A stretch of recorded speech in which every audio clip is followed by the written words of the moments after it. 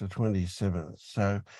So the next week's one, the recording of that one I'll post as public so that anybody on the internet that can find it and see it. And I'd love to make all of them public. You know, I get such good feedback from people that I've never known before that are not on the list who've seen it and have responded to something. You know, they say, you know, what so-and-so said, that really made a difference to me. You know, that's me paraphrasing it. So I don't know whether I'm responding to something real by not putting all of them public. So anyway, I'm just throwing it in for people to think about. I'd like to do that. The more people we reach, the better, I think. That's just my personal thing. Yeah. That I got, I had a response to Paul Simpson at one of our meetings explaining what his version of being awake was to Diana, and it was great. It was really good, and I kind of clipped it out and put it on my website as part of the page I put up about what is enlightenment, what is, painting a bit of a picture of that, and I included that at the end of it. And somebody I'd never known before watched it on my website and woke up from it. That was enough to do it. Wow. My intention with the website was to make it a bit of a do-it-yourself kind of thing for seekers who are obsessively looking for new stuff all the time, that maybe that could help them a bit. And there's somebody who actually, I'm just stoked. I'm just wrapped in that. I think that was fantastic. So I want to do more of that. But there's a lot of work in it, and I haven't got around to it yet. That's the joy. That's the joy of it, isn't it? It's absolute joy to know that you've touched someone that you couldn't have reached any other way, perhaps. Who knows? Yeah, that's great. Yeah. And you know, that recording, it's who knows, years time, someone will pick it up and hear Paul describing it. And Yep, absolutely. Well, you know, the I keep telling myself that, you know, I was really actively seeking for well over 40 years, and in the end, what did it for me was one sentence. One sentence that was told to me just blew my mind, and there I was, you know, it happened. So you can never tell what that sentence will be for somebody. You know? Absolutely. Nor anticipated for yourself. That's right. Yes. The strangest sentence. I mean, what was it again, Vince? For you? The sentence. Yeah, the sentence. Oh, the sentence was, the mosquito bite of seeking will never heal while you keep scratching it. Did you ever think mosquitoes would have something to do with your waking up? Yeah. Okay. Hello, Amanda. Are you a new face, or are you just too far away for me to recognize? No, I'm new. Can you hear me okay? Yes, perfectly. Yeah. Great. Yeah, great. Yeah. So tell us, where are you up to on this journey? Well, I saw through the illusion of self. Right. That's her. And how long ago? So a week and a half. So it's pretty fresh. Brand new. Right. So you're still well and truly in a honeymoon period, eh? Yeah. Yep. That's it's her. been interesting. Great. Yeah. Well, it's good that you're here. So good. Yeah. Yeah.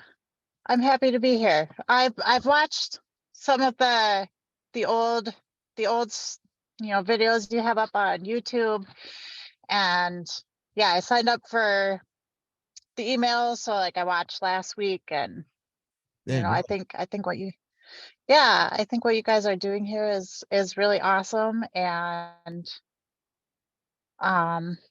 yeah, I don't know. yeah, good stuff. Yeah. Yeah. So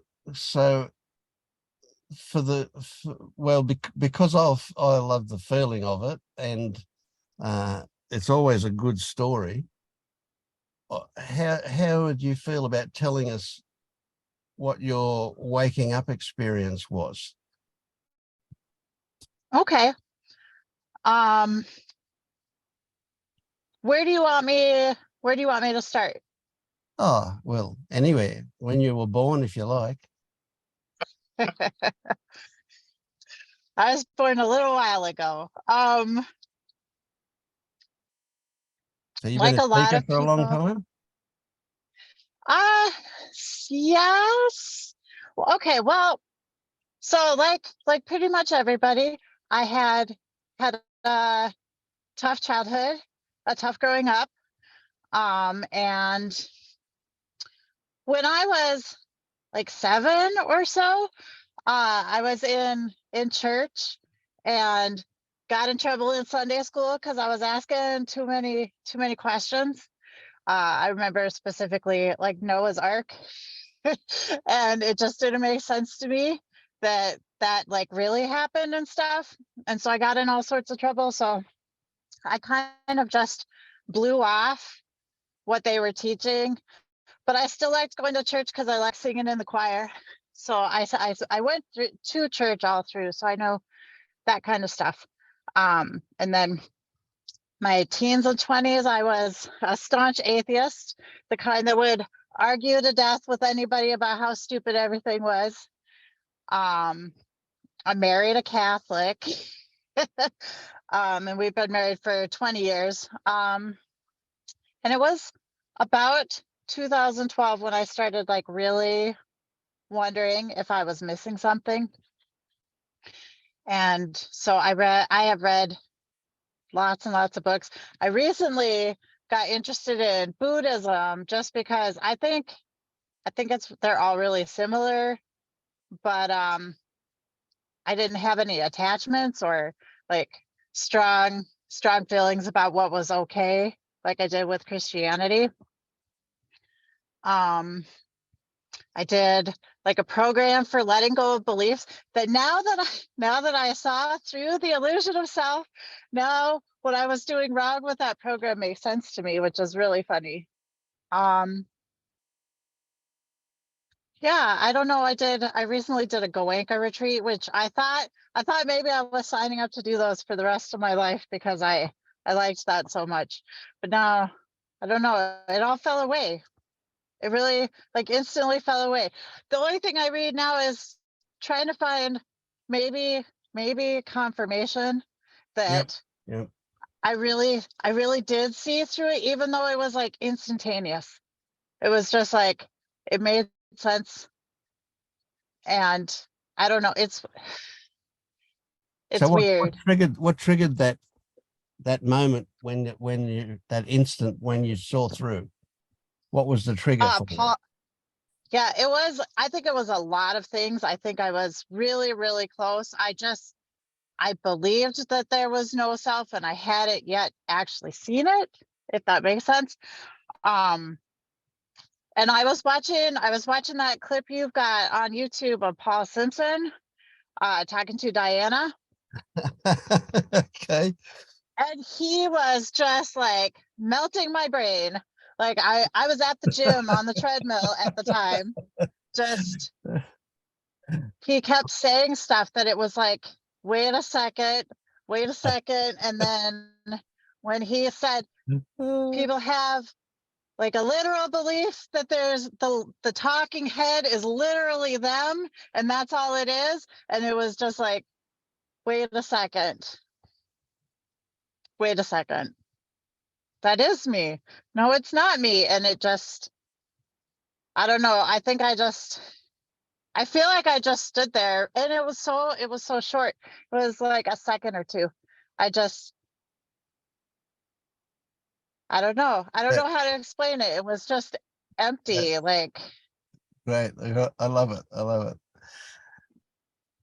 I don't know. It was really, Yeah. and he kept talking about the connection with emotions and thoughts. And that tied back into that belief program that I had done, because that was something she talked about a lot too. She's like, anytime you think something and it feels bad, you're thinking a belief and you need to let it go. And I don't know, it's like I retroactively understood everything that I learned Yeah. before. Yeah. Right. It Right. was, Yeah. yeah. Excellent. Yeah. I just think that's hilarious because in a great way, in a really good way. You know, that when I heard Paul doing that, I just thought, this is really good. I love it. I loved it. And you know what? People have responded to it ever since. It's been fantastic. And you know what?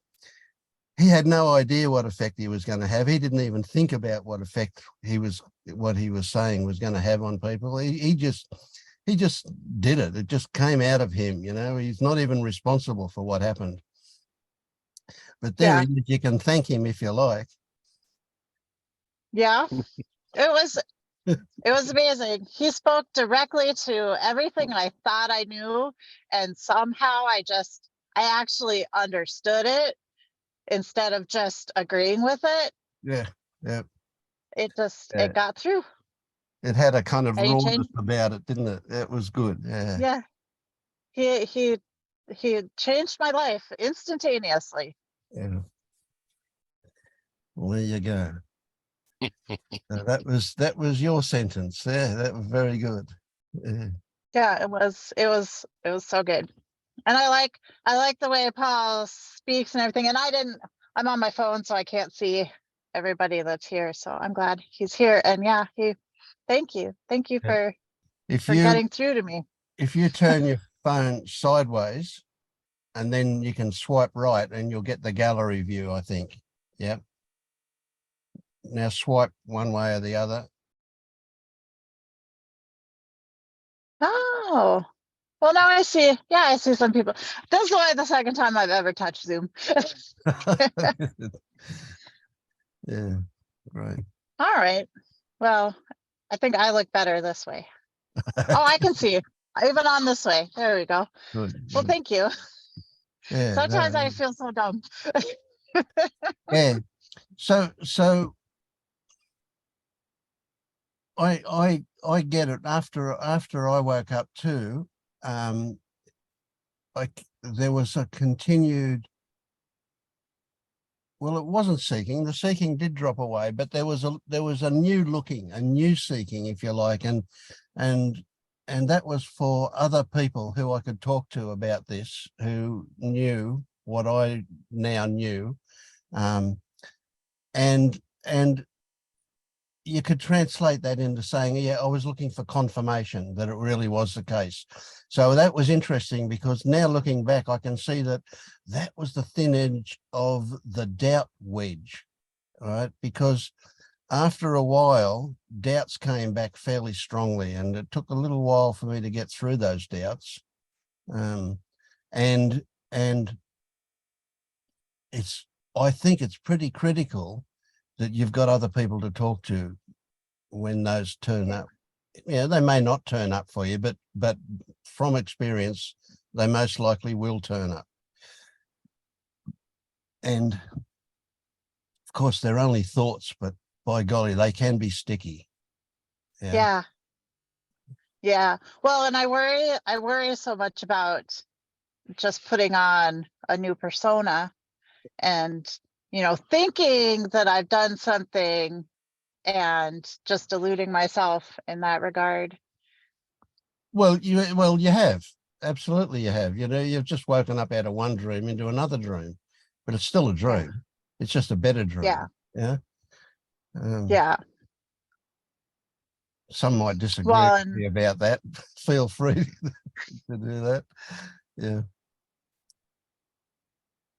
yeah. I mean, even this morning I had I can't remember what it was anymore, but just the stupidest thought. And for a second I felt bad. And then I remembered, your thoughts are stupid. That's not actually me in my head telling myself this stupid stuff. You know, it's just some old recording or something. Yep, absolutely. Well, you know, that book that we've been writing all our life about ourselves, all of its characteristics, all of our likes and dislikes and whatever, you know, that's pretty big. You know, there's a lot of pages in that. And so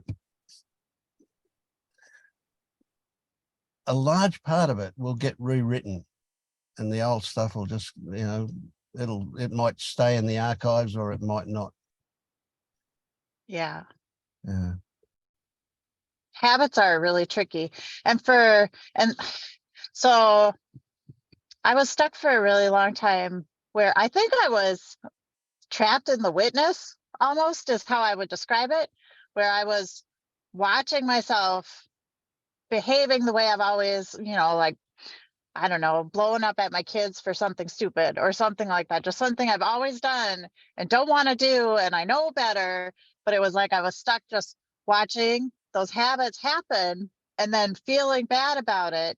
And now, just in the last week and a half, it's, you know, the anger is like when I get mad about something, like it's like a quick flash, but it's softer. And, you know, I'm not lashing out. Yeah. And I don't know. I mean, I don't know. I don't want to fool myself because I don't know. I I think too much, I think. Yeah, sure.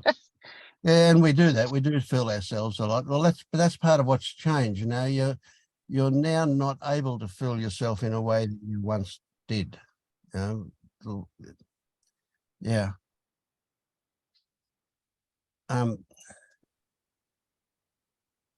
It's important. It's to my way of thinking. One of the things that we need to counter is an old way of thinking. Is that if you get triggered into some kind of emotional response that you had previously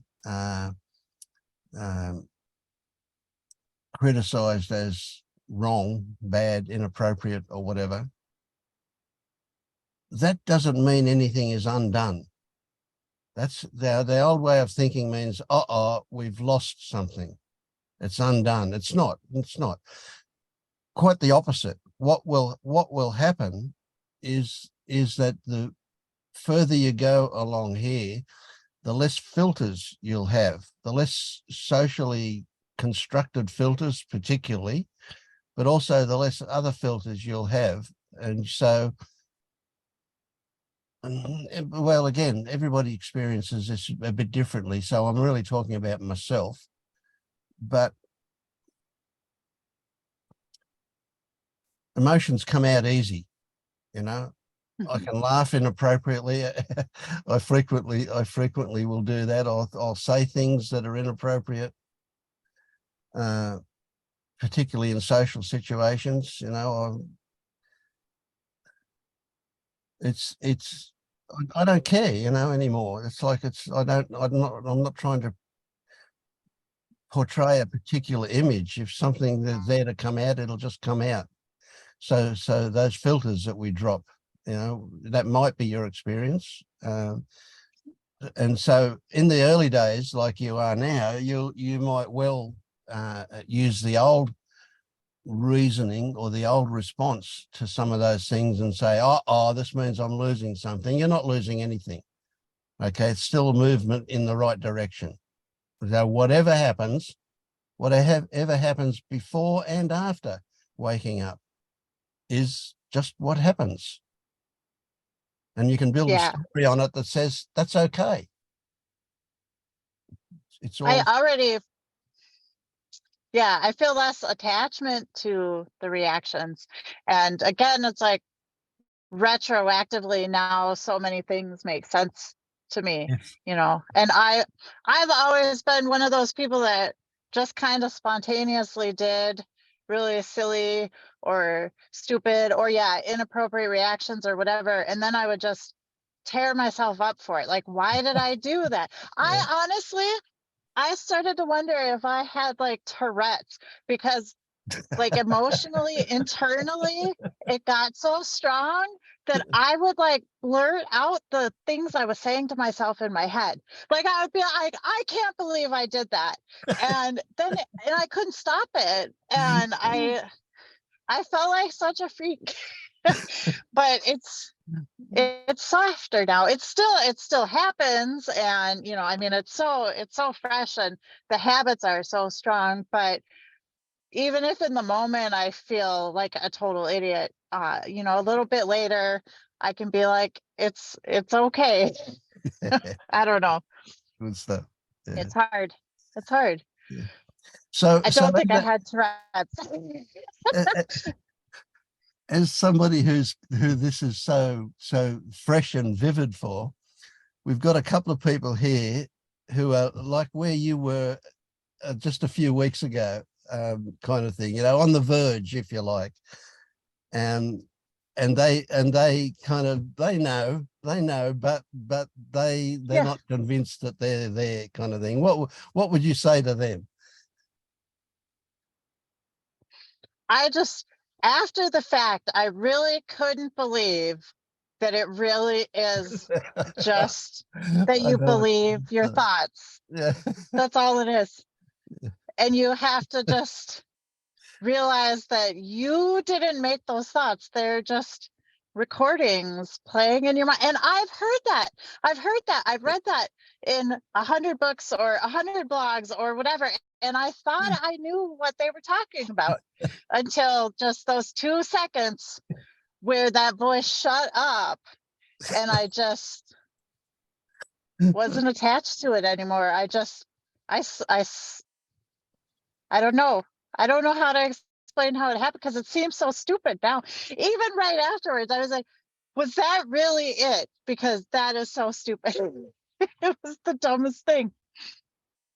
But I really think that was it, because everything's different, but nothing is different. Yeah. I like it. Yeah. Nothing has changed, but everything is different. That's rings really true. Yeah, it's great. Just the way I see it, the attachment is different. I can't take it as seriously anymore. So James, what would you like Amanda to tell you? What bit of magic could she convey to you? No, I think she just has. Thank you, Amanda. It's lovely to hear. And I think the person, or one of the people that Vince was hinting at, who's sitting on the edge and can't fall over, is me. I think I'm exactly where you were saying, is that I understand on some level that they're not my thoughts. I'm not in control of my actions, but there's something that won't let it go.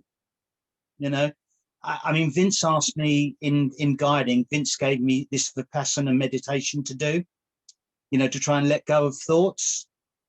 And currently I'm stuck in the place where I have 24/7 thoughts going crazy in here.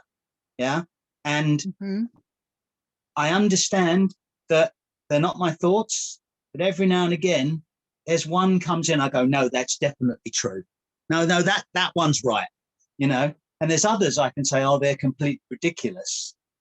And thank you for your inspiration. And I hope next week I'll have that 2 seconds of magic and go, was that it? But that's where I am. Yeah, I can see how I really took every thought that crossed my mind as that came from me, by me. And so many things didn't make sense. It didn't match how I felt about anything, but it was in my head, so it must be me. Yeah. And I don't. Yes. I always wondered how you let it go. How do you let it go? And I did things where like you visualize like it's a ball and you just drop the ball. And that didn't work. Nothing worked, but somehow what Paul said, it just entered a different part of my brain. And he was talking about, the thoughts thoughts don't even communicate with each other. They're disconnected and separate from each other. It just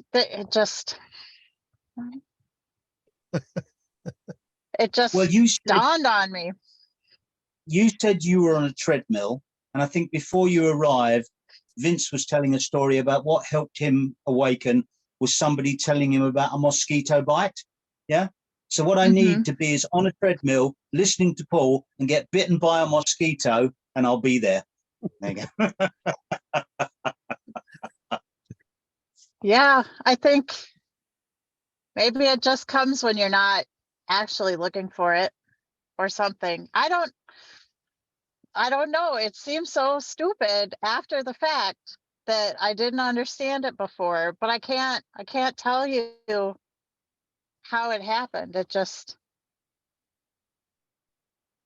was just there. It was truly just a moment of clarity. Nothing crazy. I said I didn't fly off to the astral plane or nothing. It was just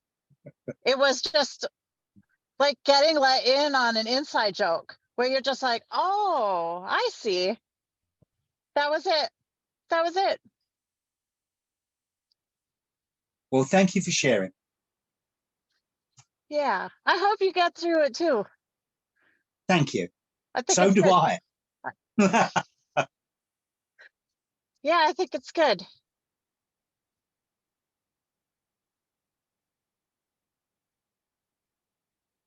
I was wondering, James, I've Oh, yeah. seen you here a couple times. I was wondering, like, you remind me of me.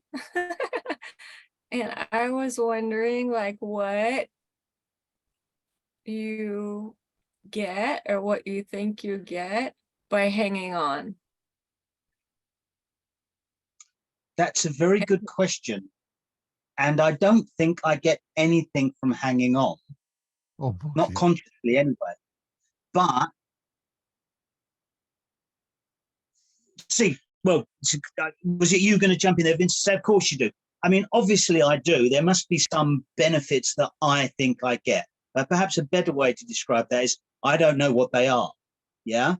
And as Amanda said, you know, like imagining a ball, letting it go. If I could find something that would finally let me not cling on by my fingernails, yeah, I'd let go and drop away.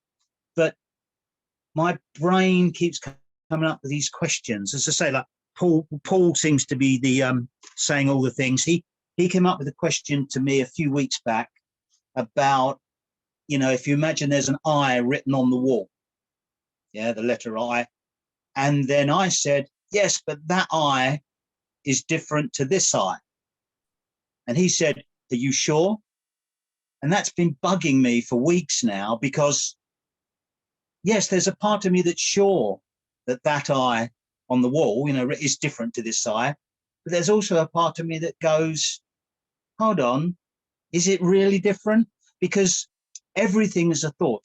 Everything is, you know, something that comes in, or God, it's so hard to describe, but everything is part of awareness. Yeah. So that I on the wall is part of awareness. My self-conception of I is awareness or a thought. So do they correlate to the same thing? But even if I seem to get to that point, whatever this image is, whatever it is that's clinging on, just won't break. So I bashed myself on the head a few times. But yes, so great question. And the simple short answer is I don't know.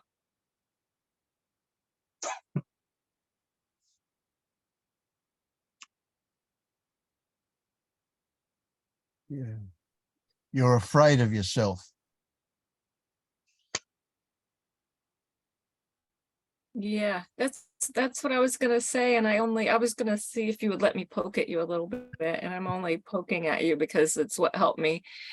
I wonder if it's because this is what I just wonder because it's kind of what it was for me. I wonder if it's like you're funny, right?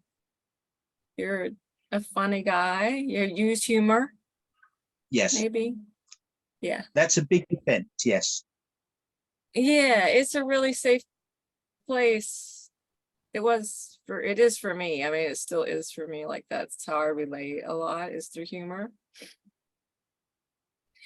And to not, to really just look at,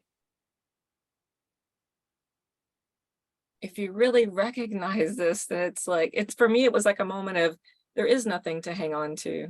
And, that personality, that being funny, and then who would I be if I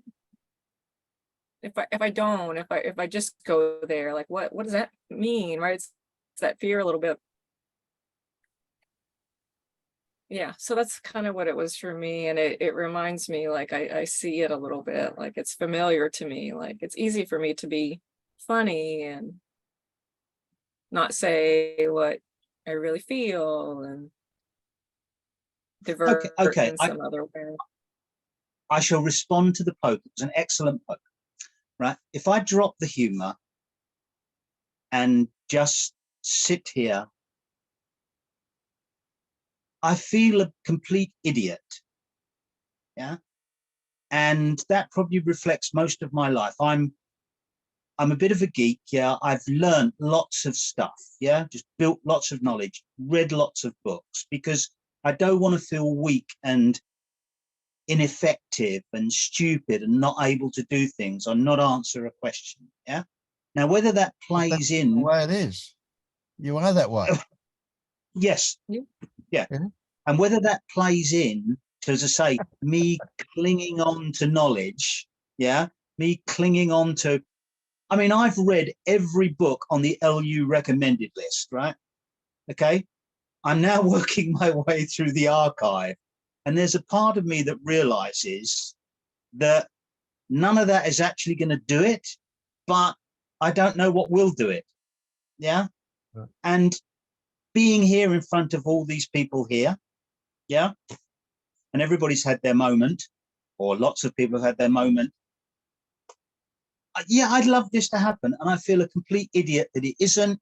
It seems simple. People say, come on, it just happens. Let go. Yeah, I want to. Okay, you just told what it is you're afraid of. You're afraid of the truth, and the truth is that you are a fucking idiot. Yes.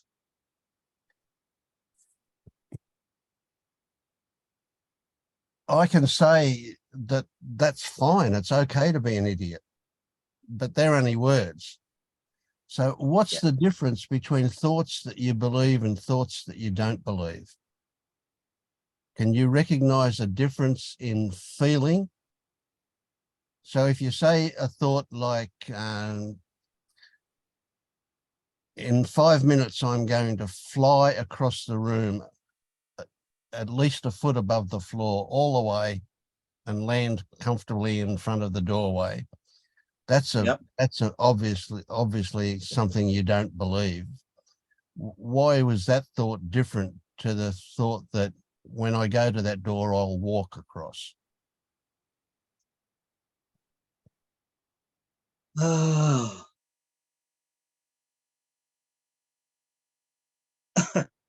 This actually, when a thought is ridiculous, or I believe it's not, there's something I believe it's not true, it's impossible, it's not going to happen, there is that inner giggle. Oh, well, that's ridiculous, that's stupid. As where the thoughts that I believe are true, like if I stub my toe on the wall, it's going to hurt. They don't feel stupid. They don't feel laughable. So there's this something about some thoughts feel serious and some thoughts feel comical. Yes. Okay. Gotcha. Yep. So this is an interesting one. The story that came to me when you were talking about dropping the humor as you being used as a defense, then the story here was that you would descend into seriousness. And then with my knowledge, you would go through that back into humor, different kind of humor, but back into humor. Okay. People who are awake wallow in humor all the time. It's just, that's the nature. Everything is actually quite funny because everything is being discovered, and that's what jokes are about, is discovery. Yeah. Mm. So the world is a joke, is a literal truism. Yeah. So let If me I say can to give you, whatever on. you No, you go. say, whatever you say, whatever you do, whatever you think is an escape. It's you avoiding you. Every bit of it. Yep. So the first thing that needs to happen, well, not the first thing, but something that needs to happen is you need to discover that not only are you an idiot, but so is everybody else. And it's okay to be an idiot, because that is the way it is. It's fine. Once that's discovered, a level of trust will develop that you don't have to shape anything. In fact, you can't shape anything. It is what it is, what it is. And that's okay. That's okay. So what I've tried to do there is paint a little picture that you can call expectations, right? Whatever you think, whatever you do is an escape from that idiot. The one you're pretty frightened to acknowledge and accept, because the world will finally see you the way you really are. Did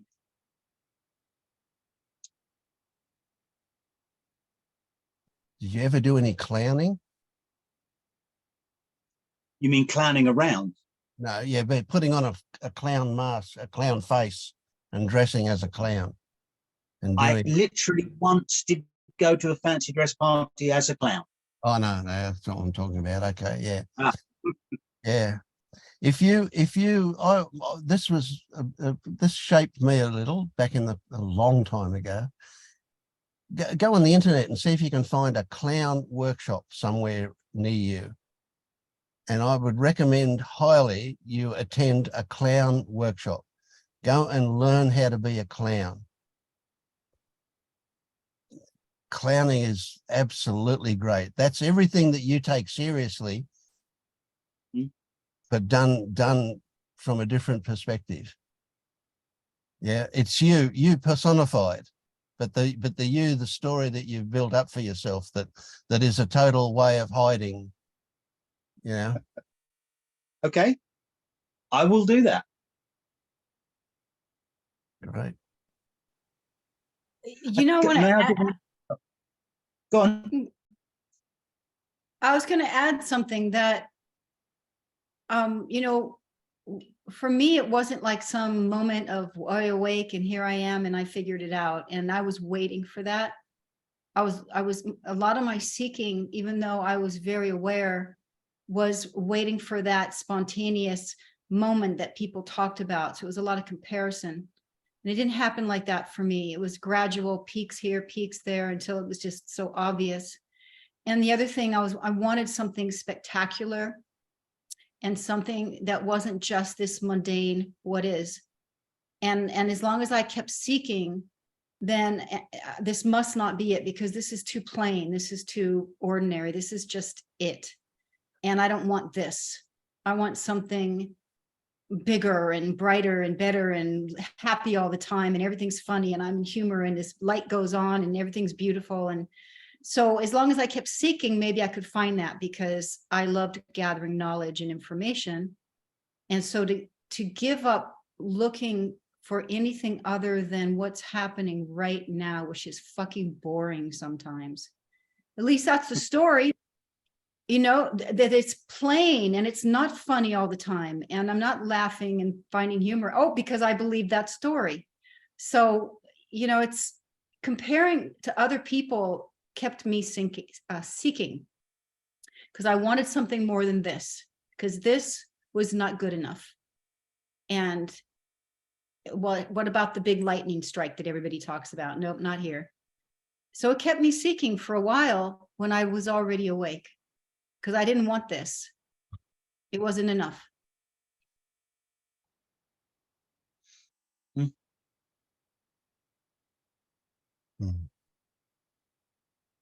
Big agreements there, Debbie.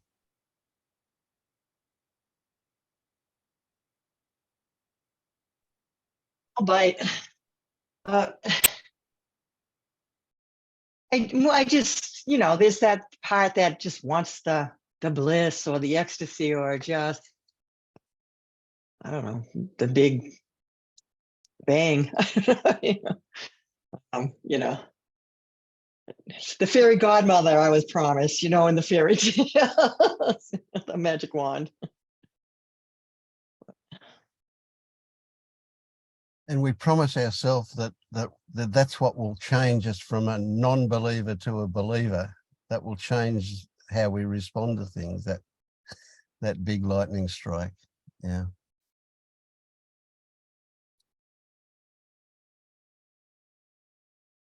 I recognized in the same moment that I realized that the voice in my head wasn't me, I also realized I was waiting for something spiritual to happen, something magical to happen. And that went at the same time. You know, I dropped that expectation somehow. I mean, I didn't do it, it just happened. But so I can't tell anybody how to do it, but it's so regular and normal. It was mundane is the perfect word for it. And everything is okay. Everything is fine. It wasn't magical. It would have been cool. And I never did psychedelics or anything, and I'm really glad I didn't, because I think that would set you up to have a hard time accepting what it actually winds up being too. Yeah, that certainly does happen. Yeah. Yeah.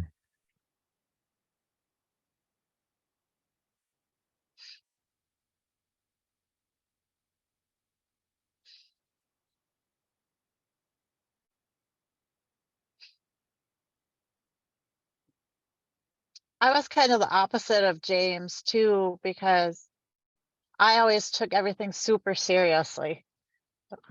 Nothing could be funny because it had to be really serious. And that was my way of trying to control stuff.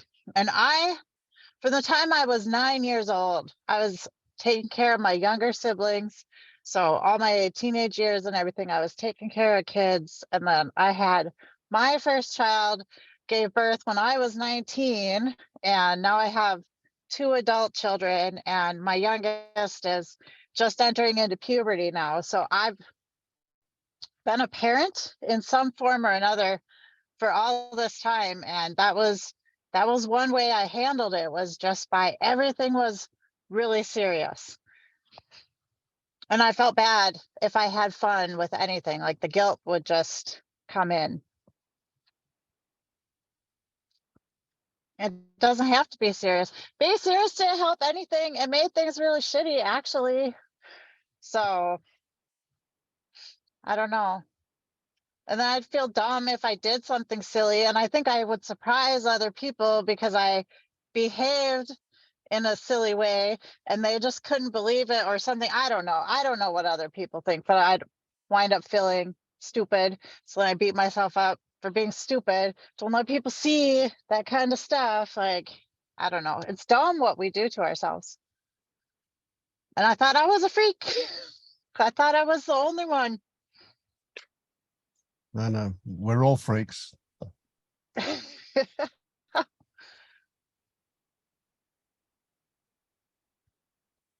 The other thing that really helped me, and I don't know where I heard the line at some millions of non-dual videos that I listened to, I'm sure, or something, but the person said, you have all of the knowledge you need.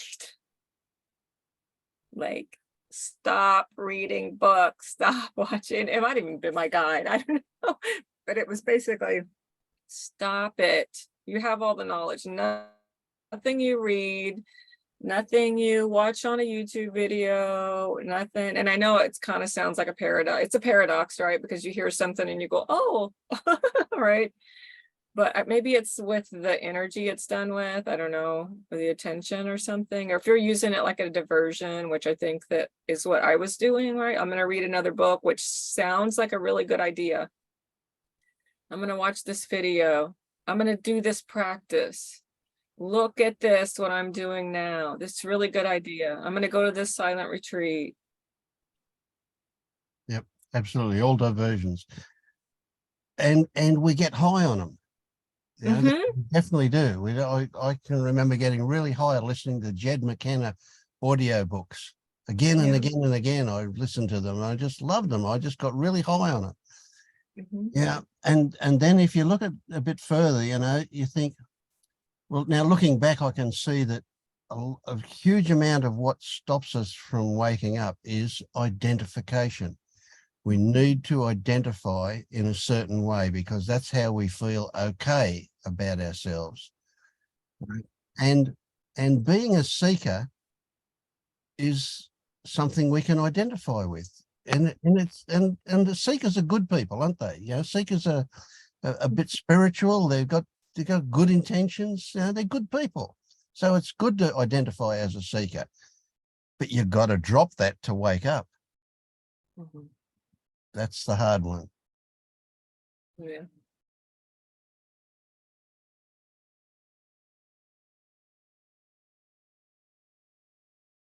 And believe me, identifying as an awake person is much, much better than identifying as a seeker.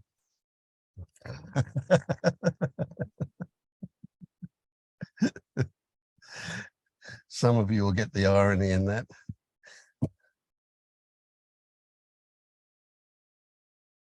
Mm. And yeah, and I also, like James, I want to say I really identified too with what, like, I want to have the knowledge, like it was just totally was me. Even whenever I first started being guiding, I will admit now that I was trying to Google all the answers that he was asking me. Right? It's like, if I just get enough knowledge, if I just get the right answer, then I'll just get it. And basically my guide told me to just stop trying to answer it, like just stop it. Kind of is what he kept saying to me. Stop trying to find the right answer. I don't care. That's what he told me. I don't care. I don't care about those answers. I don't Yeah. care about any of them. It's hard to transmit to people that the question is there to stimulate consideration, not to find an answer. Yeah. Mhm. James is doing this Vipassana meditation where you start looking for sensations at the top of your head and work your way down through your body. Mhm. And he keeps thinking, and no matter what I tell him, he keeps thinking that the purpose of this is to get to his feet.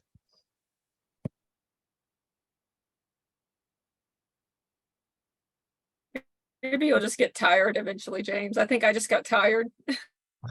I exhausted myself, I will say. I think I was completely and utterly exhausted and finally just humbled enough to say, I don't know. I don't know. Stop the resistance. Well, that's another big one for I James don't know. because he's gathered information all his life, and that knowing things, a lot of stuff, is very important to him because that's what gives him the idea that he's not an idiot. Yeah, I did too. Like, I don't think that's so unusual. Like, that's how I survived, and that's, I think, how this little ego, little personality body survived in the world, right? It's like I had to figure it out for myself. No one was going to help me, and I had to have the most knowledge, and I could never look stupid, and I surely could never be wrong, and I could never my feelings could never be, I didn't have any feelings, even, I would say. Didn't matter. I mean, I just, it was pretty, right, to survive. And now I see that, right? Like, that's fine. I used it to survive, but it's not useful anymore. Hmm. At all. And actually, I want to say, and I don't think Jeff is here maybe, but I think the last time I even spoke, as I said, I really need a therapist. Like I need some help. Like I was really kind of destabilized. So the honeymoon period is great. And I had it a little bit too. And then I got really, it was more like, I think Alona has a video that's like falling, and that's, I felt really just like unstable. I will say, like there's nothing to grab onto, and an immense amount of emotion and feelings that I had ignored, and stories and all these things. And then I asked on here for a therapist, and this community is so great, pointed me to somebody. And for me, that's just been to have somebody really sit with you with your feelings and just point to what's under that. Yeah, for me, that's just been really what's, I don't know, giving me the foundation or something. I don't even really know how to say it. I think I had a lot of doubt also, because I was like, I feel the shame. So I couldn't have seen through myself because I feel shame. If I saw through myself, I wouldn't feel shame. I would be looking at the dew on the grass outside like everybody else is. Right? Like this is what I went through for me. Like that's what it was, right? And then I was like, I have to do something, because like it just was like a boil over point, I would say. And I had been to therapy a million times, but working with ELAD's just been so much different, because yeah, it's not regular therapy, I guess I would say. So it's just, yeah, you have to see that stuff, right? The thing you're most afraid of. It was the things I was most afraid of to acknowledge. And just like when Vince just now, and I'll get off my soapbox, but whenever you just said, yeah, you are an idiot, James. For me, it was just the idea to say, yeah, like I have done I was a bad parent.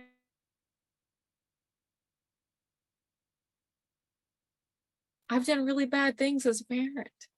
I've done really bad things as a child. I've done really bad things as a sister, as a partner to my loved ones, and I think acknowledging that, like really being with that, to see like, oh, that little girl really did all this just to survive, that little being or whatever. And just to acknowledge it, right? To say it out loud, even just to say it out loud now, right? Like, I've done really horrible things. I didn't ever want anybody to see that, right? I wanted to use humor and my intelligence and all this stuff. We've all done really horrible things. Here's the message, everybody. All of us have. Like, I kept thinking it was just me. It's just me. I did these terrible things. Nobody else. Everybody's sitting on this call, smiling and looking at rain droplets.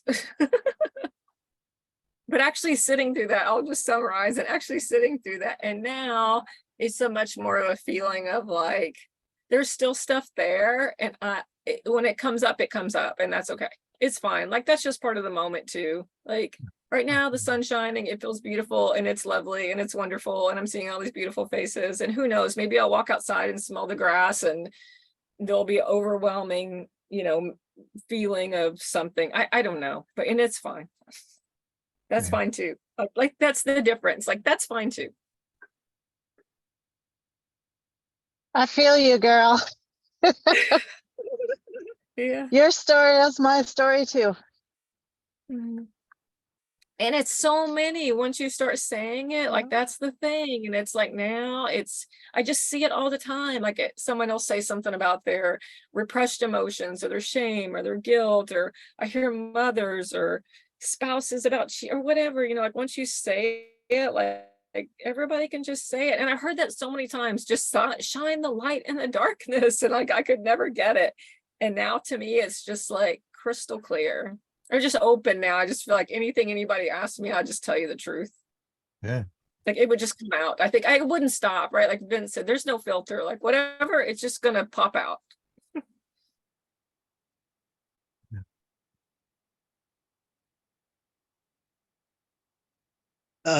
Ditto to all the bad stuff. Yeah, definitely.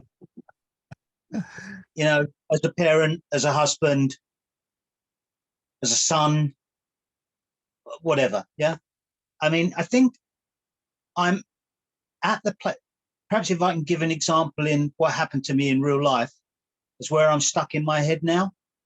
I was up the CN Tower in Toronto, if any of you have been there, very high building with a glass floor. So you're up 400 meters or whatever, and then you walk out on a glass floor and you can look down 400 meters. Terrifying, right?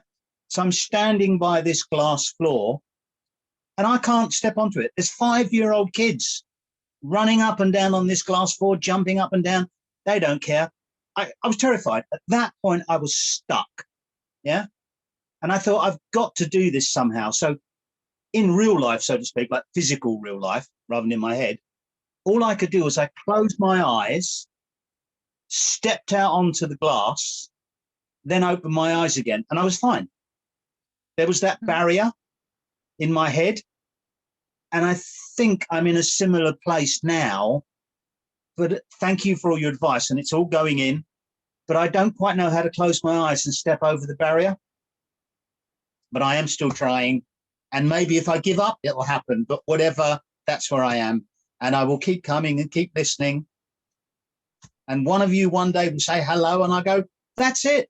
You know. Yeah. Yeah. The only thing that comes to mind is that feeling that you have to find something that will enable you to do something. So there are two traps in that. That's something you've got to find.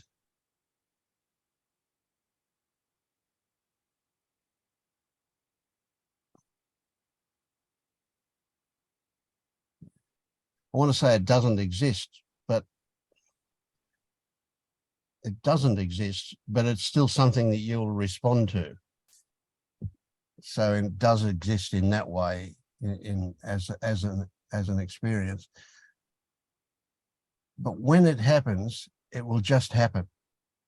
It won't be because you do anything, because everything that you do, you're going to play out in your head first, and it's a projection into the future.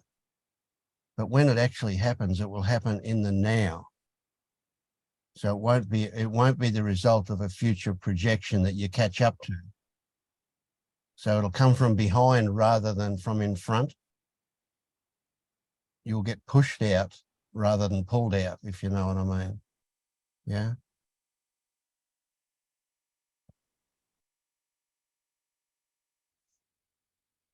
And believe me, when it happens, you'll turn around and you'll go, what? What was all that about? You will, for sure.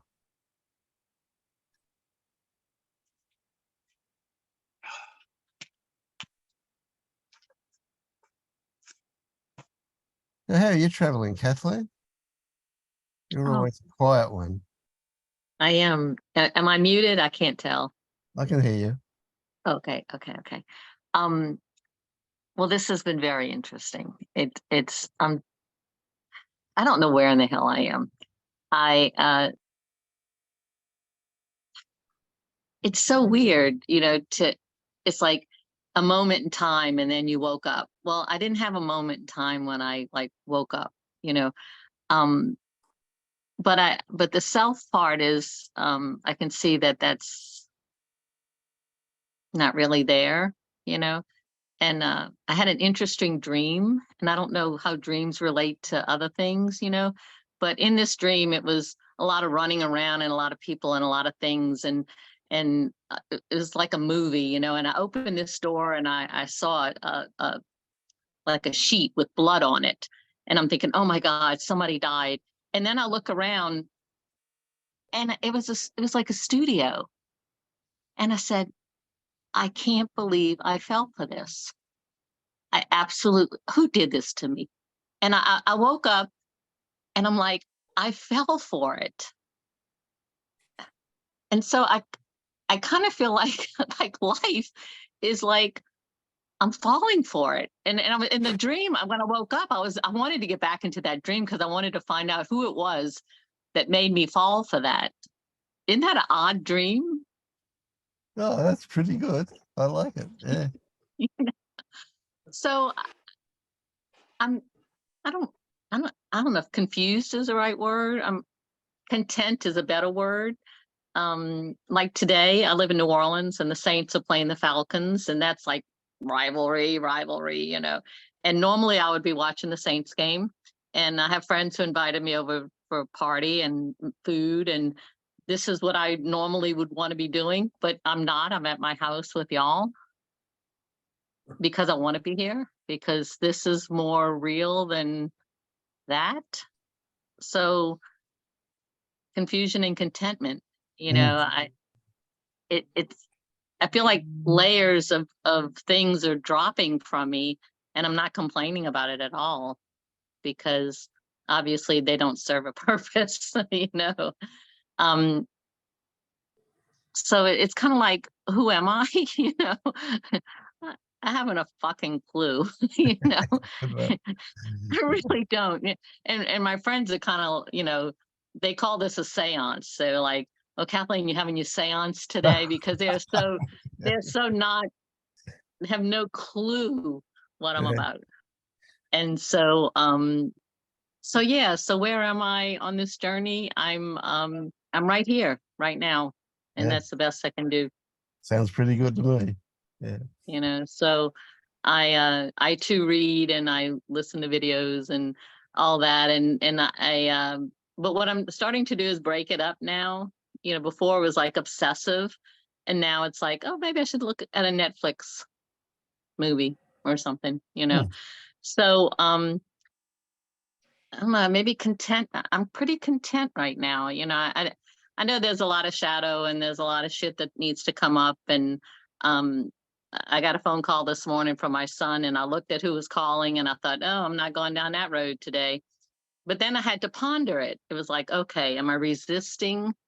And then I was like, no, I just don't want it to disrupt my morning, you know. And then it was like, okay, well, what are you feeling, you know? And so I'm trying to like, what am I feeling? Because I always say he's my Achilles heel. He's the one who can make me crazy. But I really couldn't feel anything. And so about an hour later, I thought, well, let me call him back, see if it was anything important. Could it be anything important? Not really. And he didn't answer. So I've kind of just let it all float away. Yeah. So whatever's happening to me, it's a good thing. Yeah. Yeah. And I appreciate y'all, because this is certainly helping me. Yeah. Yeah. That contentment is a big thing. You know, that's, and it doesn't mean stability. It doesn't mean that things aren't going to keep happening. You know, I don't think there's ever any actual end to this journey. It's just, it keeps on happening. Yeah. Certainly the case. I think it's very profound, Vince and Kathleen. Kathleen, what you said, I haven't a fucking clue. It's very profound. Yeah. I don't. I really don't. And not only you don't, but it's okay. It's fine to not. Yeah, that's really good. Yeah. How's things for you, David? I'm recovering right now from some surgery, and the anesthesia has sort of fogged my mind. And I'm sick again, so that's also fogging me up. Yeah. But I'm doing well. I wanted to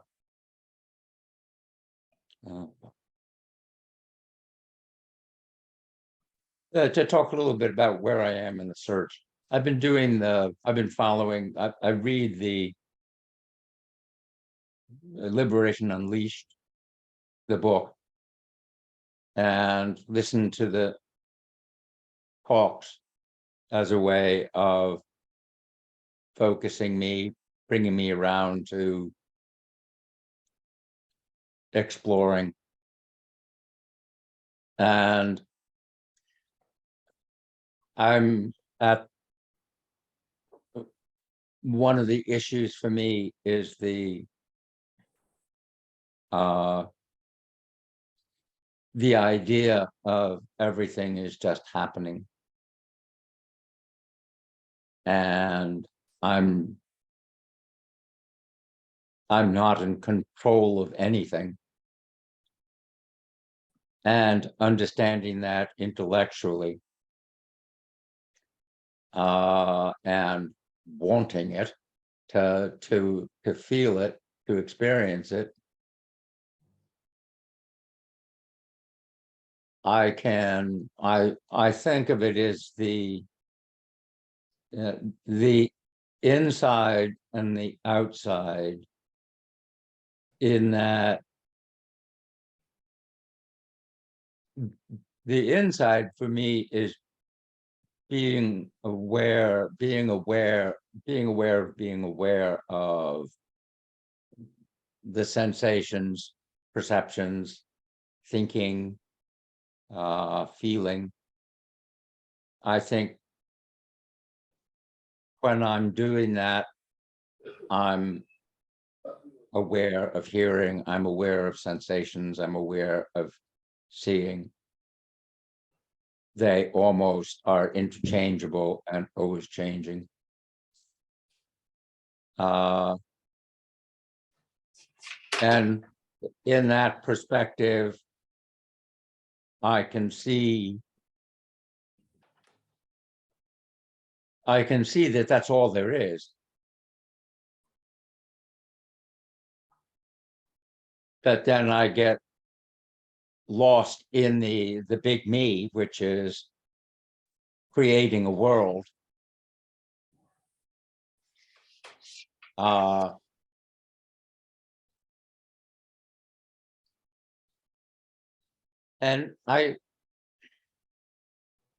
it's like I can't stand back away from the belief that the experience that it's me in here and everything else is out there.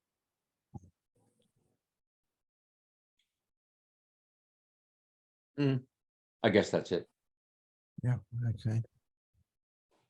That last one is, it's a bit too early to chase that. That's how I hate putting things in terms of that.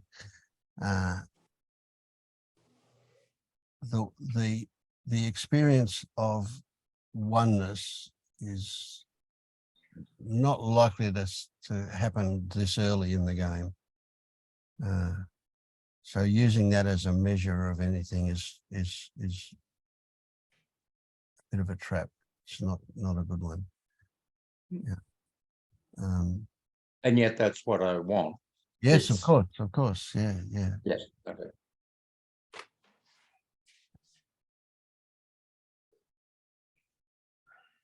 We're still basically at the stage of recognizing,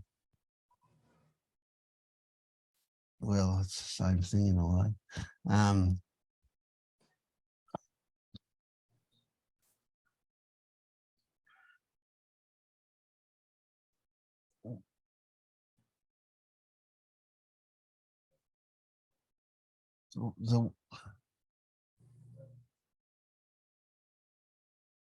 I'm totally tongue-tied with this. I don't know how to say it. Because what comes out is the opposite of what I mean in a way. But so anyway, I'll just say it as it comes out. We've got to establish ourselves as an individual before we can realize that's not the way it is.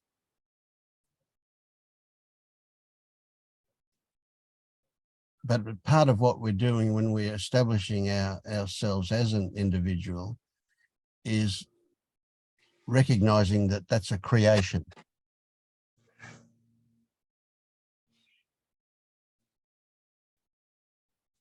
And it's not a creation that we do as much as it's a creation that happens. because it happens at a subconscious level, if you like. That's one way of looking at it. Yeah.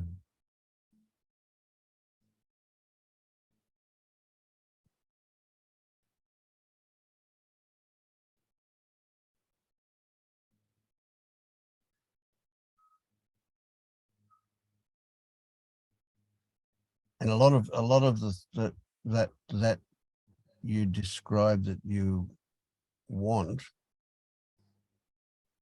can't happen at a level that can be described. It can't happen at a level of words. It's beneath that. And that's really what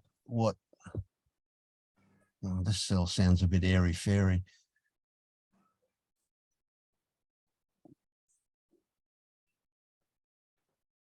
When we focus on the sensations, right, and we can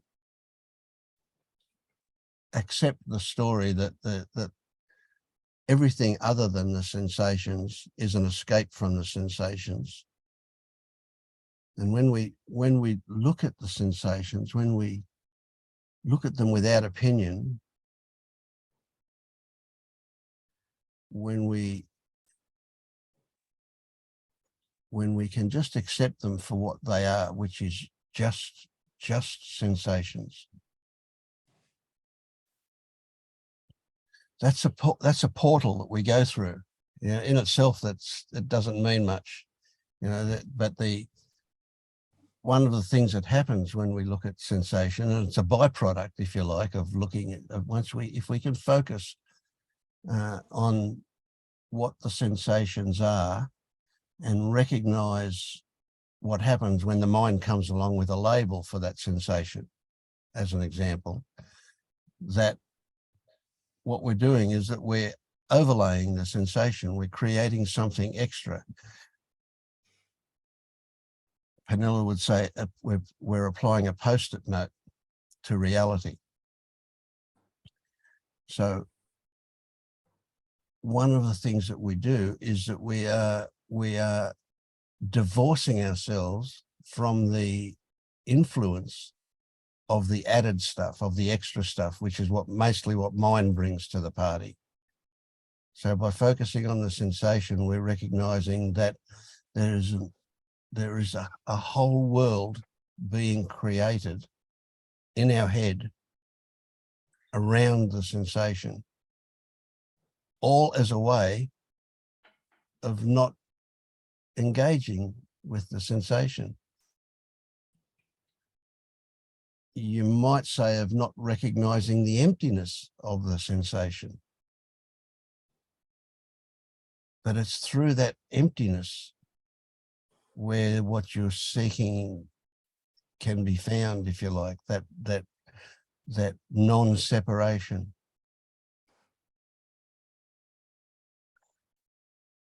Memory is attaching to everything. Yeah, yeah. So most of all, to what I see, I can look at shades of color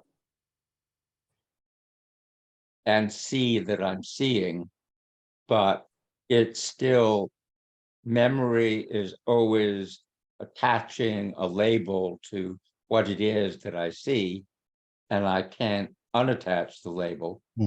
I can't go back to being the baby. Yes, true.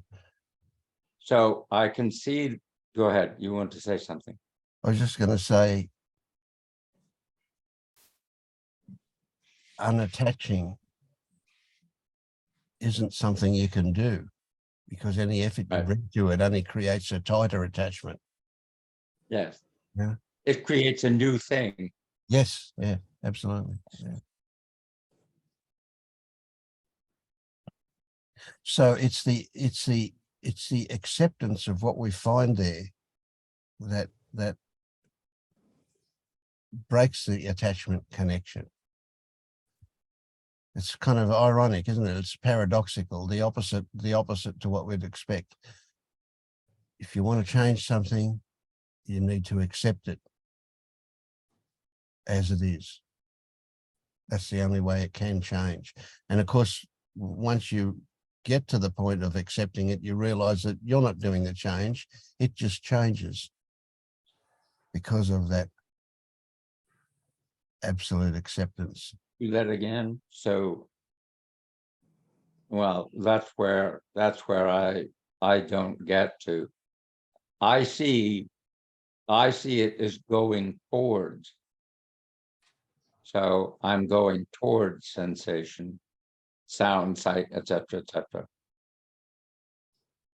And opening to the experiences.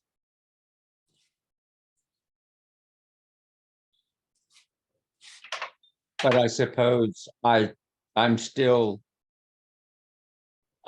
see myself as choosing to, this is me choosing to do this. Yeah, absolutely. Yeah. We still have the illusion that we have control, that we can manipulate it. That's right. Mm. Yeah, the illusion. Yeah. And all that has to do with thinking. Absolutely. Yeah, that's that. Yeah. And so a question is, can one be aware that one is thinking as one is thinking? I certainly can notice afterwards. And I remember from years ago, the meditation of just sitting in silence until the thought bubbles up.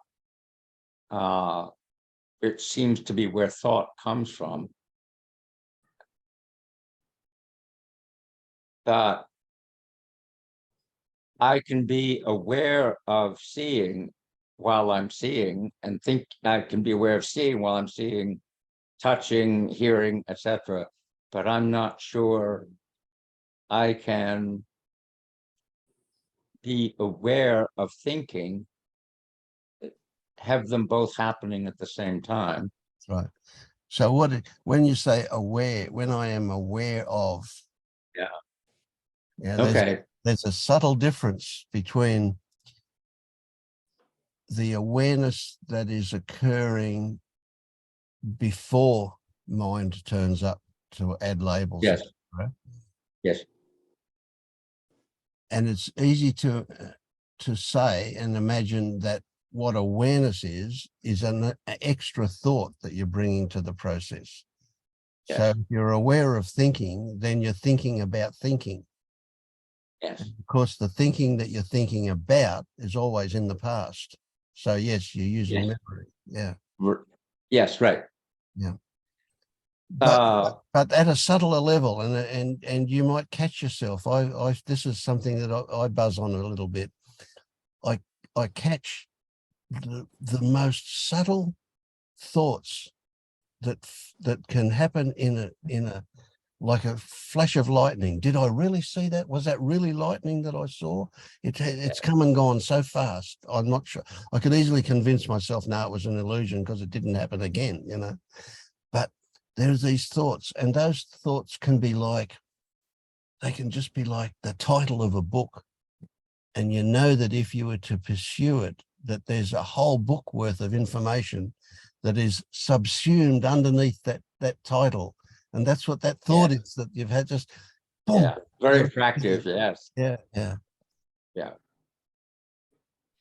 I'm sorry to interrupt. Keep going. Sorry. Okay. Yeah. I just said I was sorry to interrupt. I interrupted you. And I was just saying. I think that, yeah. Yeah. Okay. So I've heard you say before that you have issues around using the idea of awareness, what it means.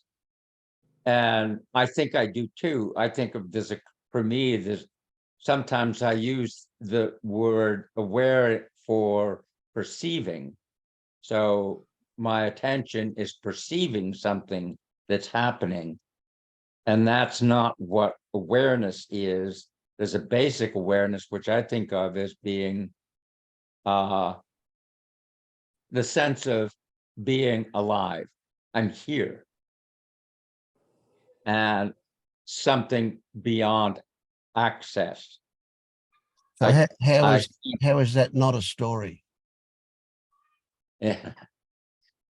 Because I'm trying to describe it to somebody else. And it's always inaccessible.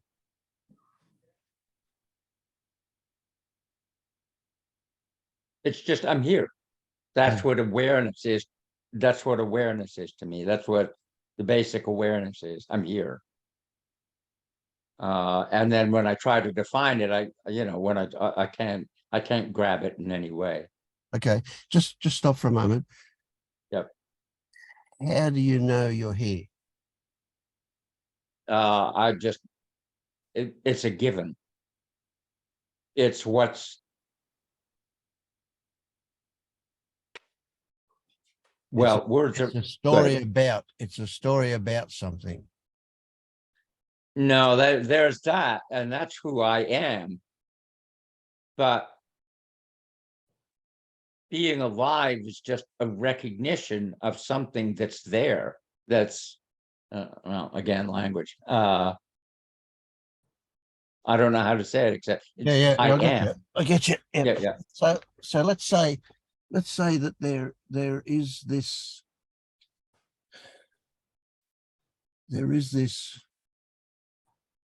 being aware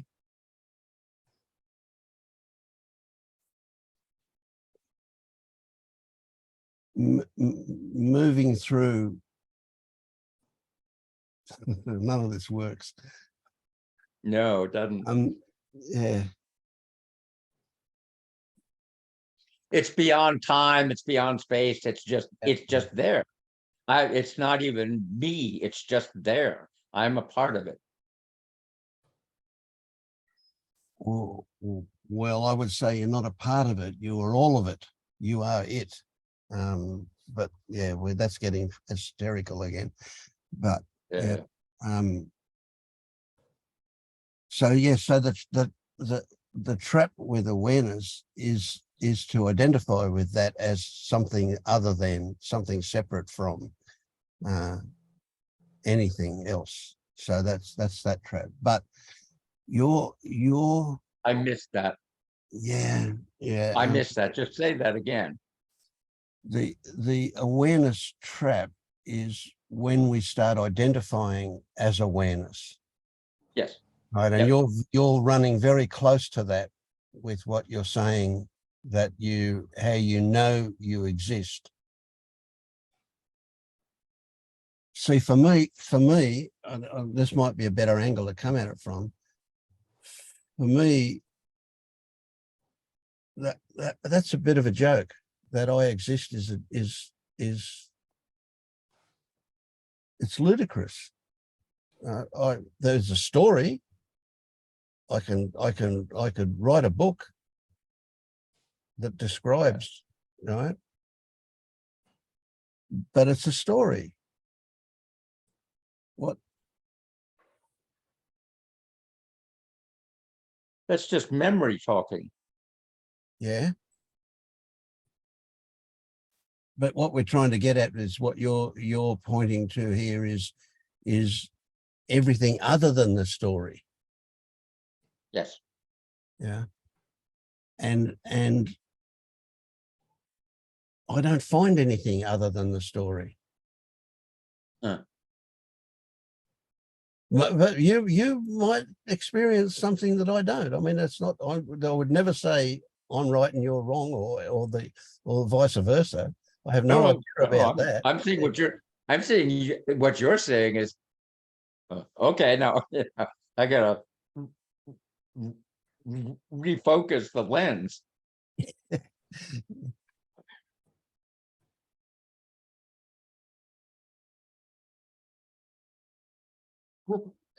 I just wanted to say thank you, David.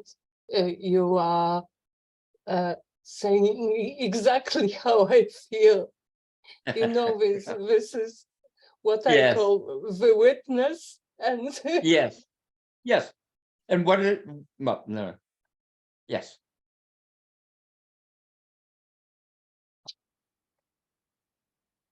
Yeah, this is really good. What I'm seeing is that I think I was identifying as the awareness. And yet when you're saying it's alive, it's like, that's a story. There's no, it's not alive. It's not anything. There's no label for it at all. And I'm discovering something in this about thinking I was the awareness, like identifying with it as a part of me.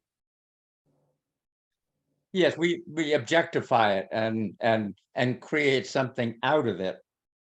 But being aware of what we've created, I don't know. Yeah, We get but it's the not whole even, mirrors. it's nothing. There's no, it's not alive. It's not here. It's nothing. I can't. Anyway, I'm discovering something. So thank you. Yeah. Can you tell me what you mean when you say it's nothing? Or Well, it was helping when you were talking about, you were saying, well, it's here and it's life and it's, and like, no, it's not. No, it's not. No, it's not. No, it's not. And I'm like, wait a second. And so it's just nothing. There's no way to describe it because it's not life and it's not here and it's not now. And it's like a ghost. I don't Yes. know. And it's not That's- me. yes. Yes. That's the way I experience it, which is inaccessible. How could nothing be accessible? Yeah. And it's not, and it's not even me. It's not me. Yes. Like to Yes. think that that's me is adding something to it. Yes. But you do, But Bianca. then I give the name you do aware. see- I give the name awareness to it, and then when I give the name awareness to it, then I make something out of it. Yeah, it's more like isness. It's just is. Yes. Yes. Yes. Not even I am awareness. alive. I'm Aliveness. not even aliveness. It's not even that for me. What if it's a process?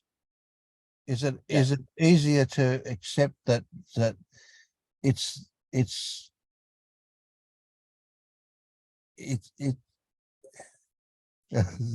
as soon as we start talking about it, it falls apart.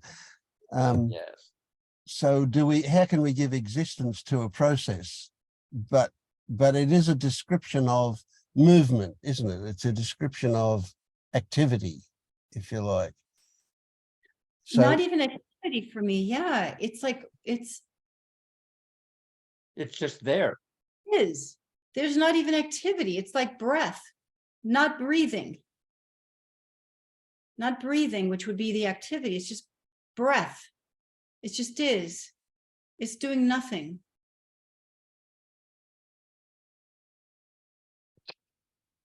Sort of as if everything just stopped. Yeah. That stopness is, All-inclusive stopness. yes. Oh yeah, exactly. So Bianca, has your witness got any form? No. Well, I wouldn't agree that it's not here, because as I said, there is no other place but here, and there is no other time but now. But I think it can be said or seen from the other side. The other side.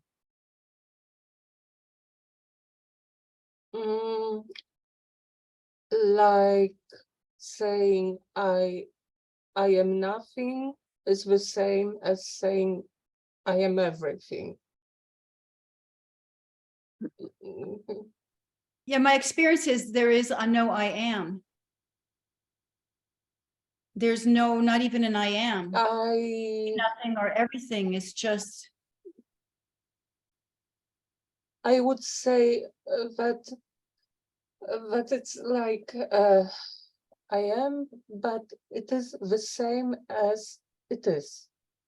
There is no difference between I am and it is. This is. This. That seems to give it some existence, doesn't it? Some solidness. Center. Yeah, there's no center.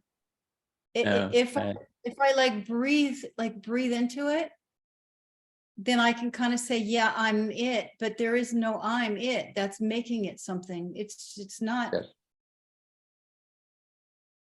No, Okay. it is not I am it. No, and it's I am. Or it can be said, it is. Yeah, I think it's the it Oh, and the oh. I'm. This is. Not this is me. Yeah. No, That's it. just this is. It's just being, like Eugenie said. Yeah, because if I throw in an I or an it or a this, but if I just say is, just is. Mm-hmm.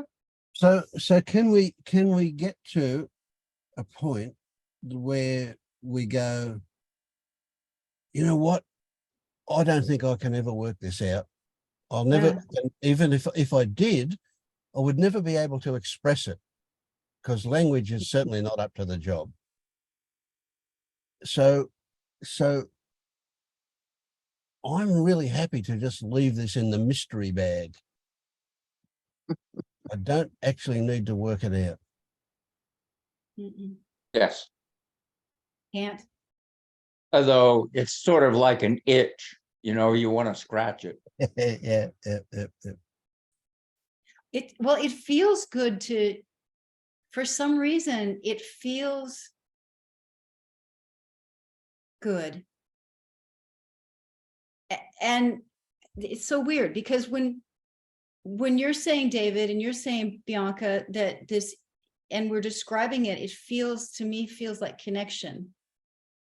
It's like, it feels good, but yeah, we could go on and on and then we're done, because then it's just like we stop talking and why don't we just sit in it because it feels better now. I thought it's just like Vince said, that he was still seeking for other people who get it. Mhm. But it really helped for me to have David talking about that like that, because I was seeing, well, not that, and then it brought me out of this identification with being the awareness.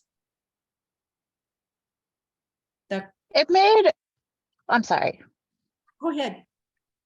I was gonna say, it made me think about how, like right now, I have to think about the fact that I'm sitting here, I'm, looking at the house across the street, seeing the trees, seeing the birds, whatever. What we're doing right now requires thought for us to be able to talk to each other and have this conversation. But if I think about when I'm not thinking about me knowing what I'm doing things like, I don't know, I baked some cookies the other day and they just were done. At the end, it's like, oh, now I go tell them that I made these cookies. Or even I was just thinking about getting lost in thought, where like you're living the thoughts at the time. And it's only afterwards that you think about becoming aware of, oh, I was lost in thought, does that make any sense? Like, Yes. I almost feel like I see the difference between when I'm being awareness, like thinking about, oh, I'm aware of, I'm doing these things, versus the time. And as a spiritual person, I'm going to beat myself up for being lost in my thoughts. But at the time, like I myself didn't exist. I was just living those thoughts. And I almost wonder if like we're seeing something backwards in that. I don't know. I don't really know how to express exactly what I mean. Does it make any sense what I just said? It does kind of like who's lost in thought? Who's lost in thought? Yeah. Like There's I no such wasn't thing. there. It was just the thoughts. Yeah, They were just lost happening. yeah. Yeah. And you know what? It's Well, not a problem as long as I don't believe those thoughts and take that as something that I need to be attached to.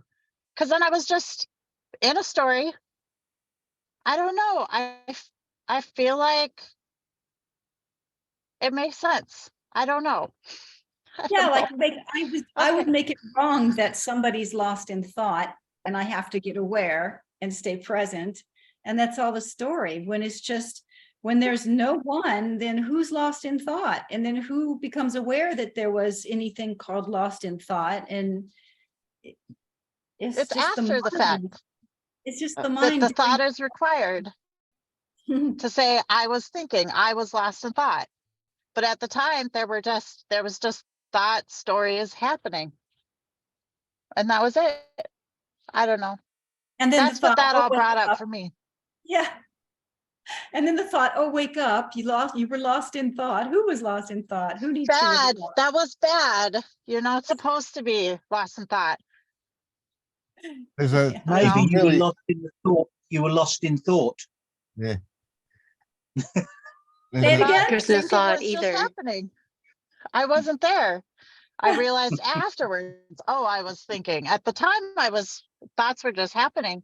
Or like I was just baking cookies. I mean, I was just doing my thing in the kitchen. And after the fact, it's like, oh, now I'm there, I don't know. Yeah, but are we even I there can then? almost see the difference. Like who's there? I don't know. Who was lost in Yeah, thought? Like that's a thought. No There's a- one was. it is. There's a really, really interesting irony here, a paradox almost, and that is that we go to LU, and one of the first things they teach us is about direct experiencing. Okay, and when you're lost in thought and you're acting out the content of that thought so fully that we say that you're really identified, you're actually not. It's only afterwards that we can say that you were identified. Yeah. But during that, you were so lost in thought that you don't actually exist. Yes. I think that, yeah, I see that. But even the person But who we says, beat ourselves "Oh, up. yeah," even the person that says, "Oh, I was lost in thought. Now I'm aware. Now I'm awake again." That's all made up too. And that's the self. But so is the That's the thought. The self. thought doesn't exist either. Yeah. The what? Really. The thought what? doesn't exist either, really. It's just, yes, just so So- happening, the mind doing its thing. But there Apparently. is a I difference. felt- I can say, I'm here and I'm aware that I'm here. I'm listening, I'm aware that I'm listening. There's this sort of monologue, dialogue going on in me. Here I am, I'm aware I'm here, I'm listening. And in that state, I'm not lost in thought. I'm not off wandering, thinking about yesterday or tomorrow. Well, I'm listening, I'm listening to what you're saying, and I'm present. right, but who am I that's present? I see, that's where I was identifying with the awareness. I am aware, I'm present. Who's aware, who's present? There's no one who's here in a present and present, who's listening to thoughts. That's just an experience that's being had, but there's no one who's aware, who's listening to thoughts, who's present. I'm not here. There is no me. So Yeah, just jump but into there's this the- one then. Jump into this. There is listening going on. There is hearing going on. But the moment that you get into this idea that there must be somebody doing that, you're sucked off into some diversion.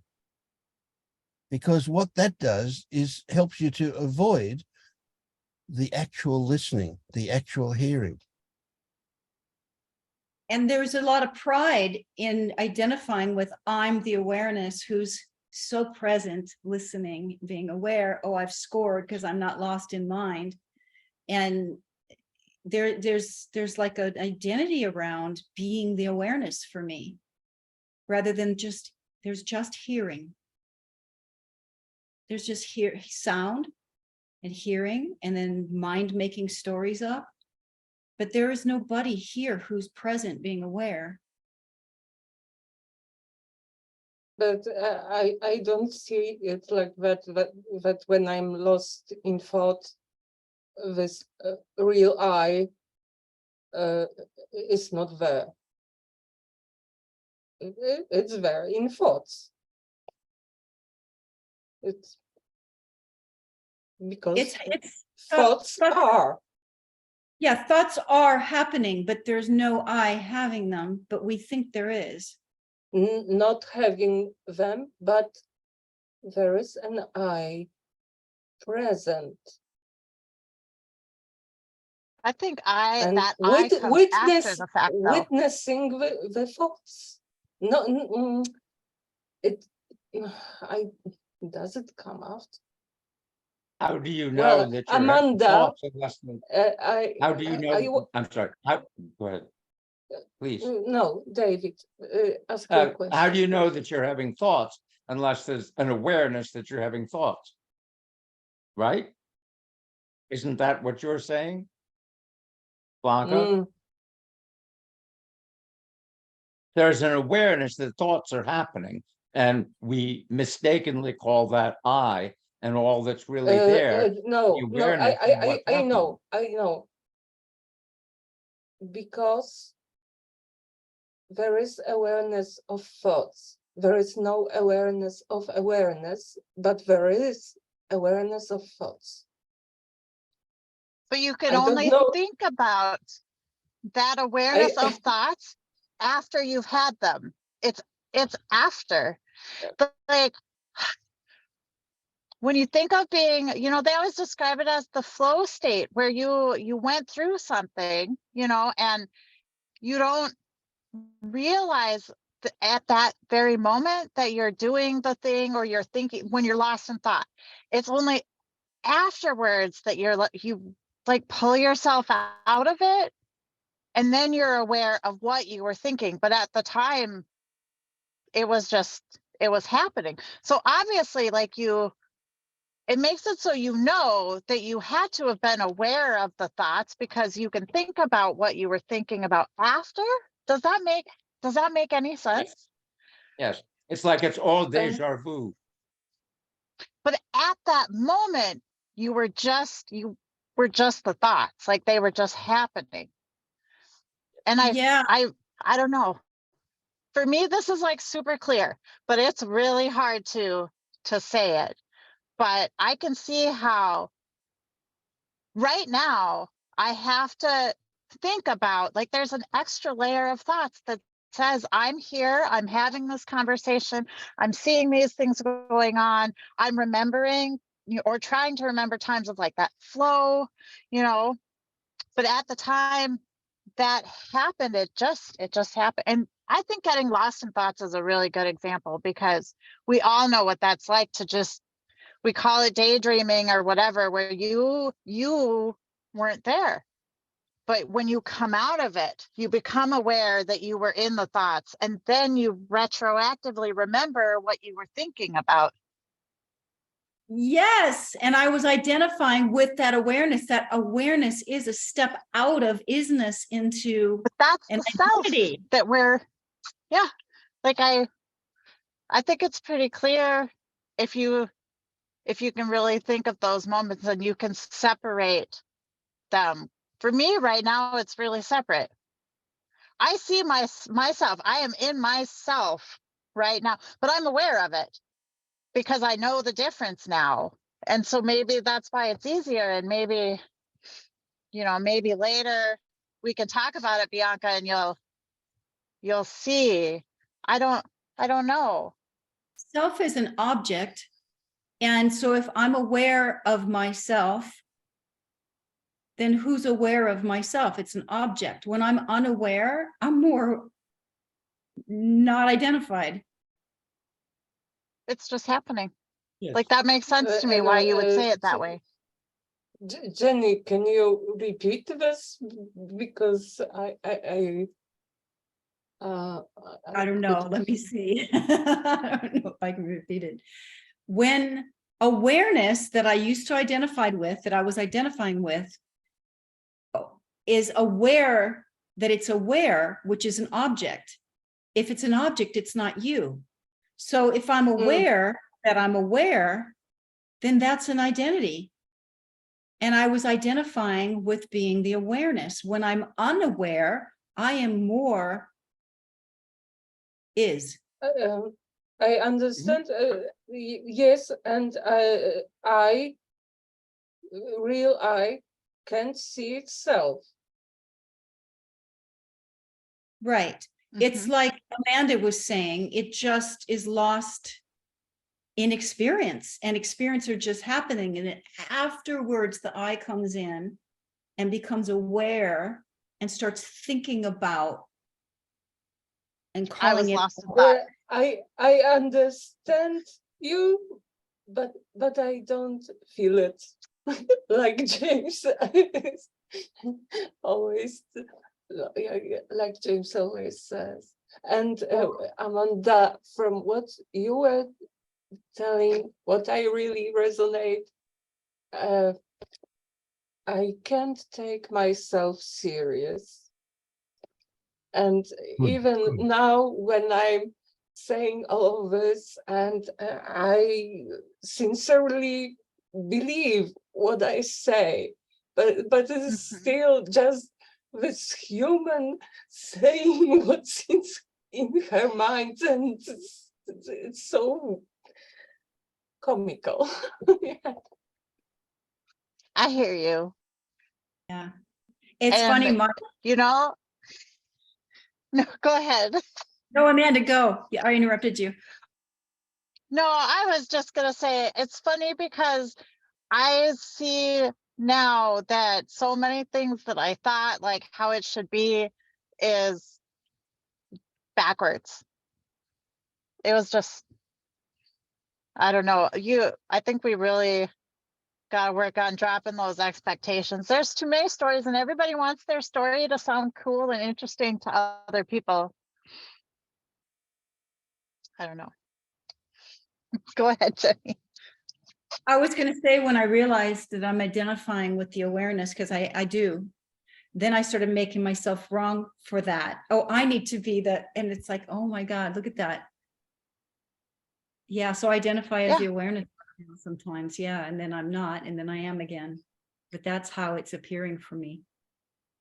Is being the all. Like you're bad because you got lost in thought. I was supposed to stay aware so I didn't get lost in thought, but that was living the thoughts. And it's after the fact that I realized that it was even happening. And it's an extra layer of thought that says I was thinking. Yeah, well, no, I'm making myself wrong now for being aware, Like now I want to be lost in thought. Like, lost in thought is where it's at. It's real. It's happening. It's no thinking, right? And here you are thinking, being all aware and everything. So now that's wrong. Where before it was the opposite, where being aware was the good thing. Right. That's really funny because it's backwards. Yeah. That's amazing. Well, thank you, because I could stop beating myself up for getting getting lost in thought, because now I realize that was that happening and I wasn't there, and that's what I'm supposed to want or something. There's nothing to It's fix. so silly. So here's There's a nothing good to one. fix. Here's a question for you. Why is clarity better than confusion? Because thought says so. Somebody told me that at some time. Some sort of survival mechanism. Yeah. Yeah. Got to get the wisdom, got to read the books, got to get the information. It's like a survival mechanism.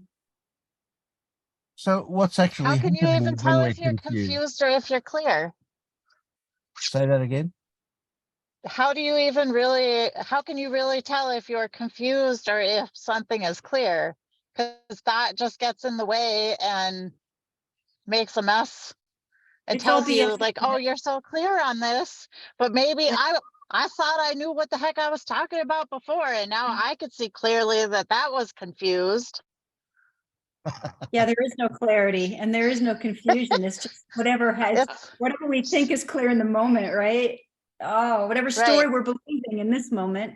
I'm What- believing this story. That's it. Whatever story we're believing right now I believe is that what story, it but- is. But there is a feeling component to it, isn't there? There's a feeling component that is not pleasant with confusion, that might be pleasant with clarity. That's the self. Uh, Really is no clarity. Yeah. I There's no just want to clarity.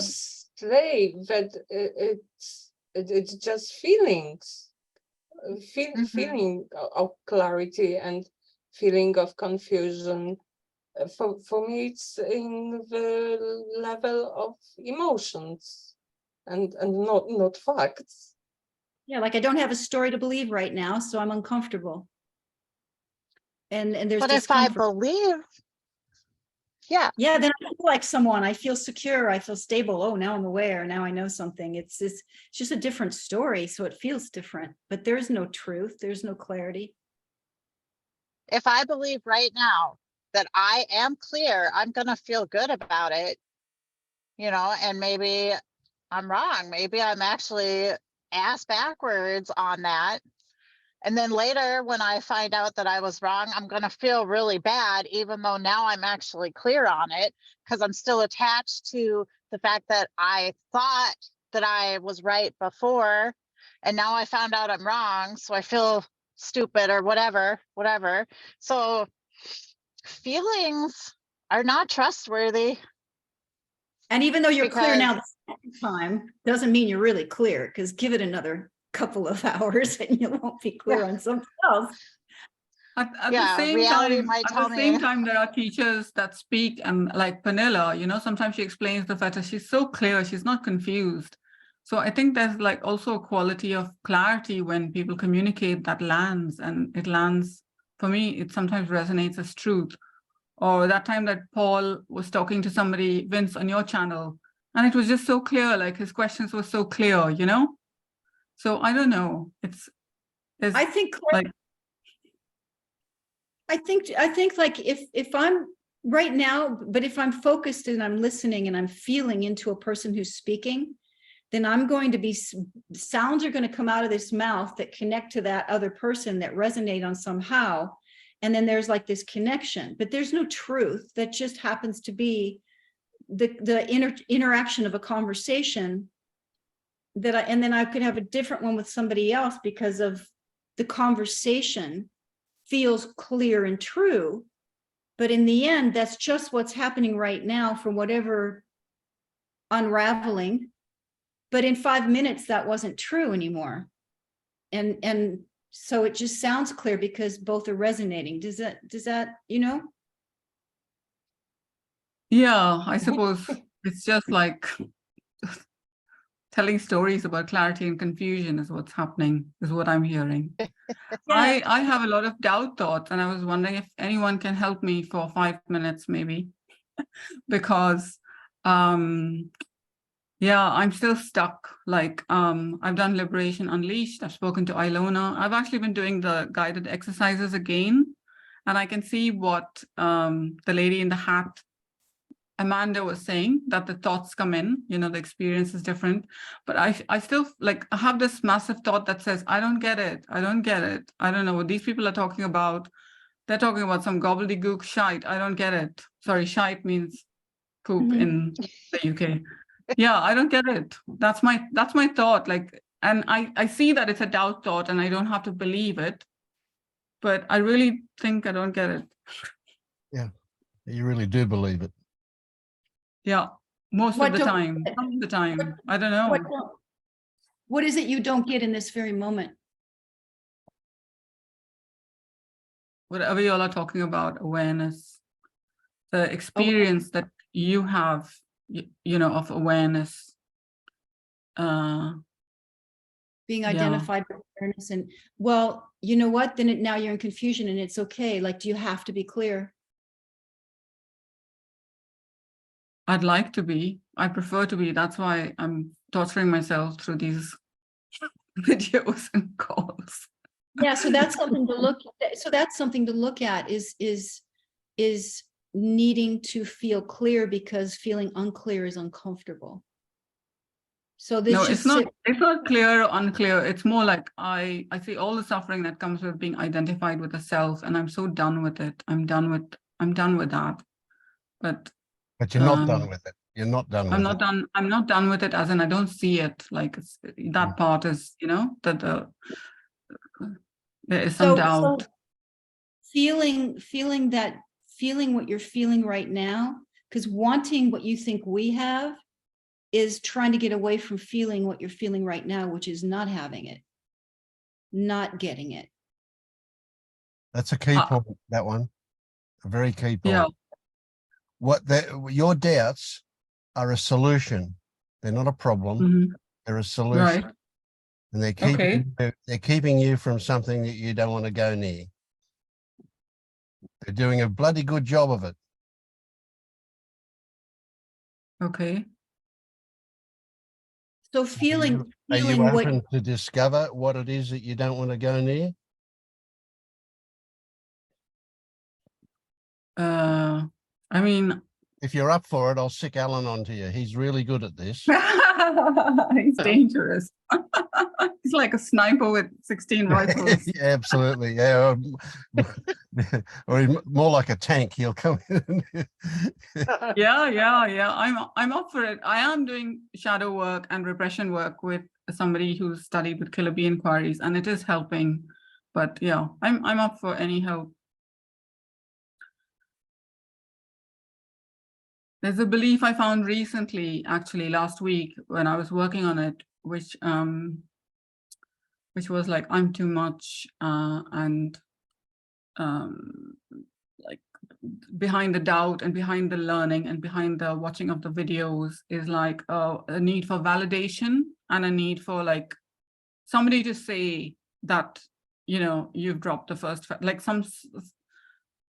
like watching different teachers that I resonate with, because maybe it'll validate something in me, and maybe I don't trust myself, you know, something about that, Alan. I don't know if I'm being clear, but there was something in that belief that made me quite emotional. I don't want to take up too much of the group's time. See, I'm too much. Stop that. You're muted, Alan. Stop with the apologies. Yeah. Okay, so what are you feeling right now, Cleona? Describe in the most basic terms you can what's going on inside. Tears coming to my eyes. Mm-hmm. Tell us more. This feeling of sadness. Mm-hmm. And feeling touched by the attention of the group. How does that feel? Care and love. It feels sweet. It feels tender to receive. Tears coming down my cheeks.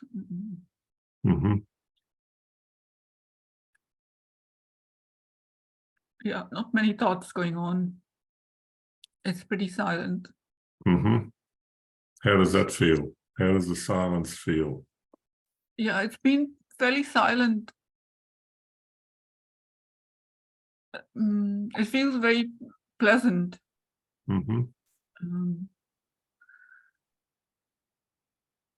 Do you want that, or can you just let that be? I can just let it be. Beautiful. Just do that right now. Just let it all. Just let it be for as long as it takes.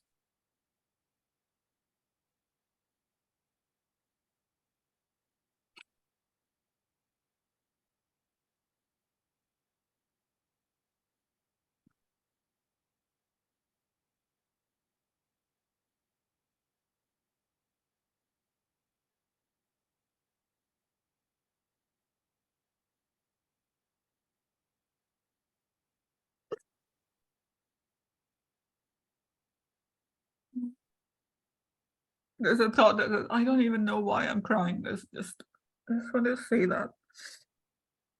Mm-hmm. Just feel what's happening inside.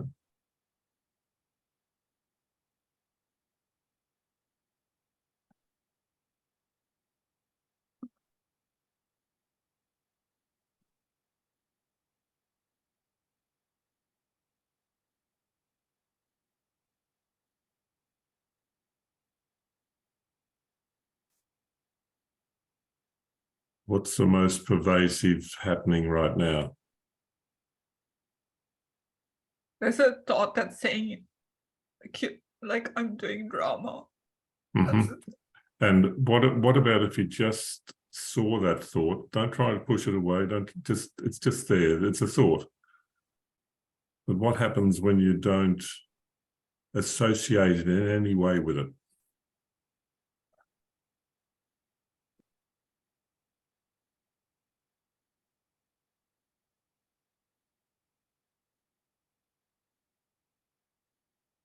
This is changed to like you're being melodramatic. Say again. It's just another thought that's saying you're being melodramatic. Right. Mm-hmm. Can you feel the difference if you really move towards that and have some sense that, oh, this could be true, or if you just leave it? Can you sense that difference? Yeah. It's just a cloud in the sky it's like a letter that's come to the wrong address. It's like that summons to go to court that's come to the wrong address. It doesn't matter. Yeah. Can you leave that be? I can, yeah. Mm-hmm. It's like, yeah, that's another one. You're wasting the time. It's like, yeah, I can just leave it be. Just leave it be. How does that feel about wasting the time? Like, that's not what I want. Mm-hmm. Not what I want. What is that feeling? I don't want this. It's not what I want. How does that feel?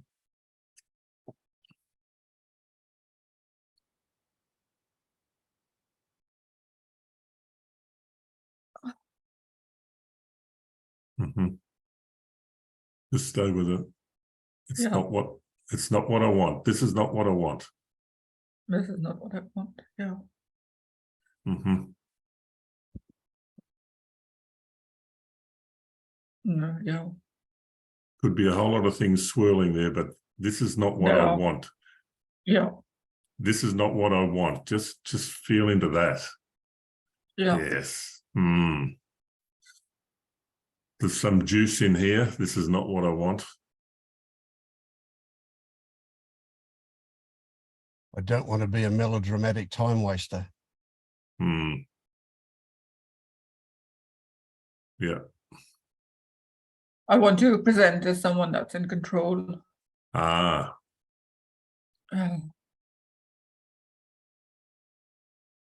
don't want not to be in control. Yeah. I don't want that. Feel that I don't want. Yeah. Right into it. Can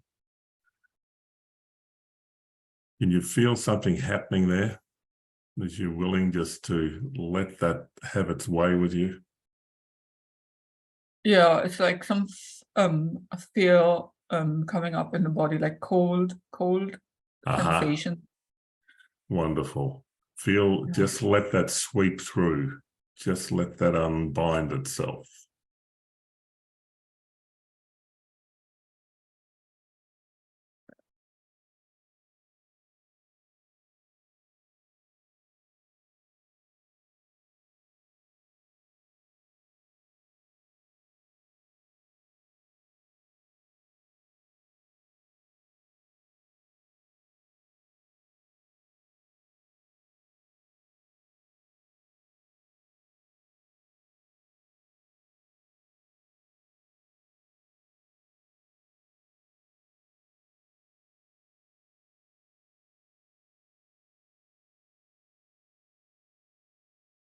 About this feeling of I don't want still, is it still around? No, it's not there. Not at all.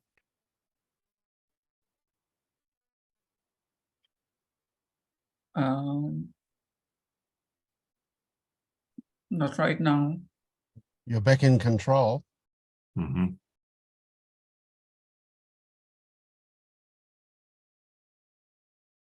So this I in the I don't want. Yeah. Where is that?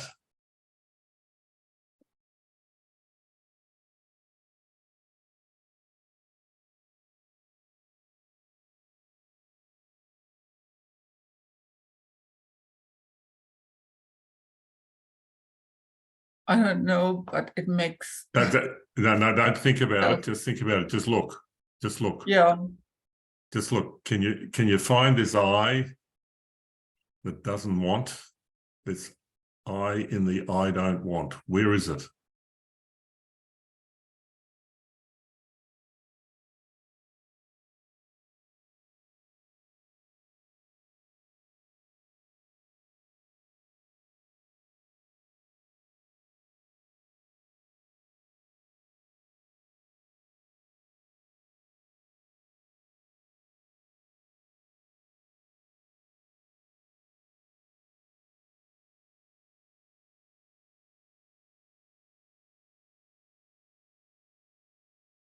What's happening? I don't know. I don't know. And how does that feel? How does that feel, not knowing? Like a smile, like relief, like. Okay. Yeah. A relief. Could you even call it a freedom? Yeah. So look for that I again. Just have a really. It's now. It's there. Like you're faking it. You're faking it. It's what's coming up. Is you're faking it. What's the faking feeling? What is this faking? It's just a thought. It's just a thought coming up saying I'm faking it. Okay. Are you sure? No, I'm not sure. Well, you said that you were faking it. And you said it was a thought that's telling you you're faking it. Yeah. And like that I'm faking that I can't find the I. Oh, really? Well, yeah. Let's not worry about faking it. Let's just find it. Tell us where it is. Okay.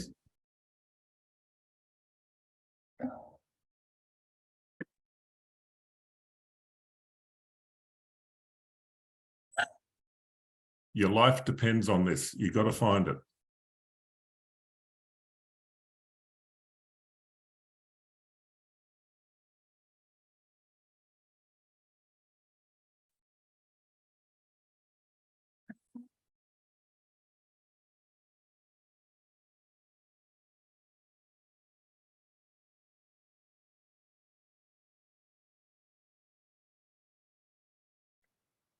Have you got any clue where it is? No, it's just like either silence or like I don't know. Ah, okay. Is that the truth? There's only silence or I don't know? Is that the truth right in this moment, right now?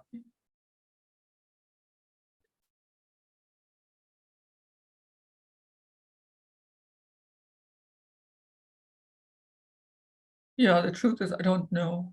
Mm-hmm. Okay. Just stay there. Just stay there. How does that feel? Um,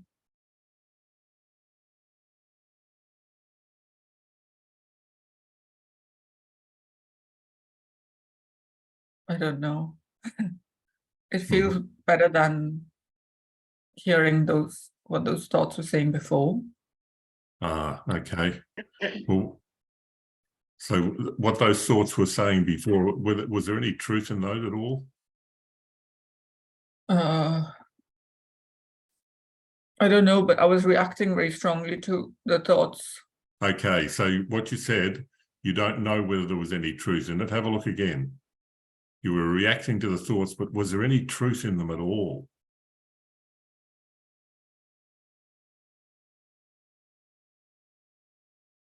Mm.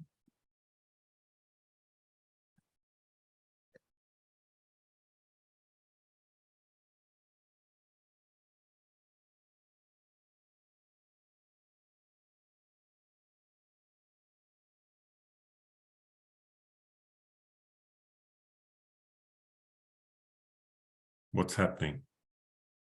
What's the feeling? I'm trying to ask, like, Yeah. Mm-hmm.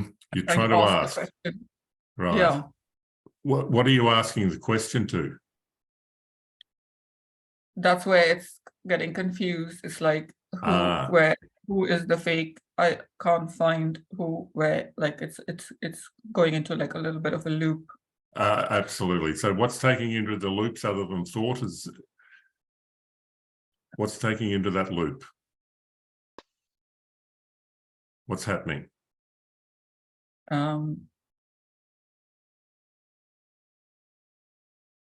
Taking me to the loop.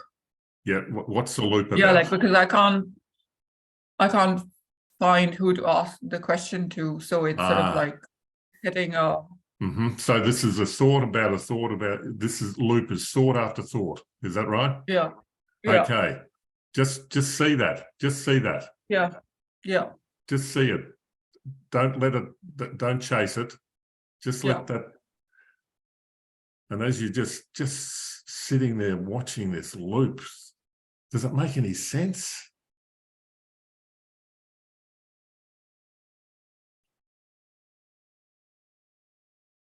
Remember what Amanda was talking about, the thoughts? Coming after. Just stop. Just stop. Yeah. What happens when you stop?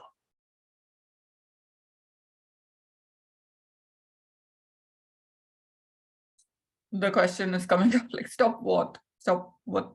I don't know what to stop. Right. Well, there's no stopping actually. Just let the thoughts go. Just let them go. Okay. You don't even have to stop them. Yeah. What does that yeah mean? Meaning I'm hearing that. Mm-hmm. By trying to stop them or not stop them, I'm giving them power and letting them mess with my head and and disturb me to the point where I'm so sad. Okay. And I don't have to do that. I don't have to. Right. So is it, when you say you don't have to do it, is that just a thought or are you actually, is that what's happening? I suppose I'm telling myself from what you guided me is I don't have to, I can stop that. I don't have to. Okay. I can just see the thought and feel it.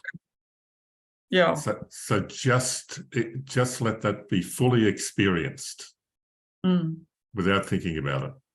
Fully experienced. Can you do that? Experience the thought or just experience. Experience not stopping the thought or just seeing them as clouds in the sky. Mhm. This is Yeah. where the story gets just enmeshed in the moment with the sensation, and just to be able to see that the thoughts are just a fabrication, a mere fabrication of something that doesn't exist even. Mm. That's the illusion right there. That's what Yeah. Paul talks about, the voice in the head. Mm. That's what Amanda's been talking about. Do you feel the truth of that? I do. Yeah. Stay with that feeling of that truth. Okay. Yeah.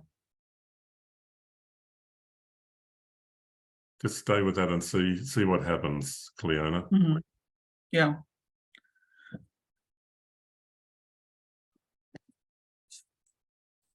Just thank you. Thank you, Alan. Thanks everyone for holding space. And thank you. Can you thank you too? Thank you, Cleo. Yeah. That was Thank great. you for Yes. putting my head on the chopping block. Yeah. Mhm. Yeah. Absolutely. Yeah, absolutely. And thank you for letting go of the control. Mm. It's still there, isn't it? I mean, there's so many things that we want to control, what people are thinking about us and all these dynamics. Yeah. But there was a willingness to let go of that a little bit at least. Yeah. And you can see there's no threat actually. There's no threat. Yeah. Yeah. No, you're safe. You're I've safe. tested the group out a few times by coming on different days to see that there are no weirdos on the group. Well, hang on. What did Vince say at the start? We're all freaks. Is that the same as a weirdo? Yeah. You know, Welcome. I'd like to add something too, because it's so beautiful, that cycle of I need to know, I need to know, I need to know, I'm missing something, I don't get it, I don't get it. And then that, but you can't, even looking for the I, where is it? Where is it? No, I can't find it, but you have to find it. You have to find it. And it just that, and then just stop. Like that was just beautiful, Alan, because it does, it just like the gears just like are it's just smoking. Try, and this is where the confusion comes from. Confusion is just the mind chasing its tail, thinking that it's going to know something. And the one really good one to keep in the front of your mind, if that happens, is that whatever turns up is good. Whatever turns up is got our interests at heart. It might be misguided, but it's got our interests at heart. It's trying to look after us. So we had this feeling of compassion towards whatever turns up goes a long way. Yeah. Yeah. And even if it's just a question arises about it and we don't find any, we don't need to look for answers. Just let the question be there. Why has this turned up? I don't need to know why. The fact that I can even formulate a question means I'm aware. That means that I'm not in it. And what you said there, Vince, I think is so important. We ask the question without looking for an answer. Well, we do look, but we're not trying to find an answer in thought. We'll never find it there. It's only when we genuinely look at what is actually happening. There it is. And we can't really describe it sometimes.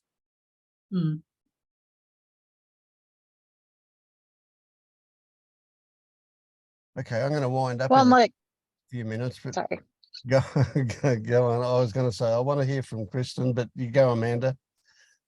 Well, I was just gonna say really quick, like Jenny was saying, I know the day before I watched that video of Paul, I had finished the Gateless Gatecrashers, and I got to the end of that book and I was like, I don't know what a self is. Like, I don't understand anything that these people are talking about. I don't know what I'm looking for. I looked up the definition of the word in the dictionary, and I was truly panicked over it, because it was like, how am I supposed to understand what I'm supposed to do if I don't even know what this means?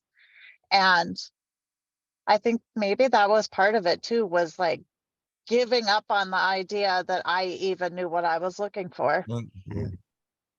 Yeah. That's all. A bit of panic doesn't hurt, does it? No, no. And you know, I definitely have seen that these emotions that I see as being bad, it all feels the same when I just sit and just feel it. Yeah. You know, I mean, I get the same sensation in my stomach for happiness as sadness or whatever. I don't know, it's weird. Yeah. Just bring the different label to it. Yeah. Yeah. Different label and lack of resistance. They all just are sensations after a while. Mm-hmm. So tell us how you're traveling, Kristen.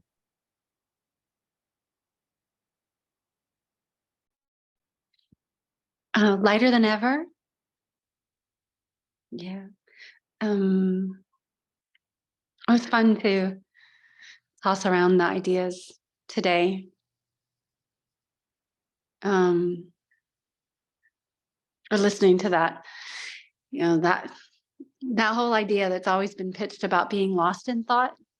That was a really good one. Because I don't know, there just doesn't seem to be any such thing.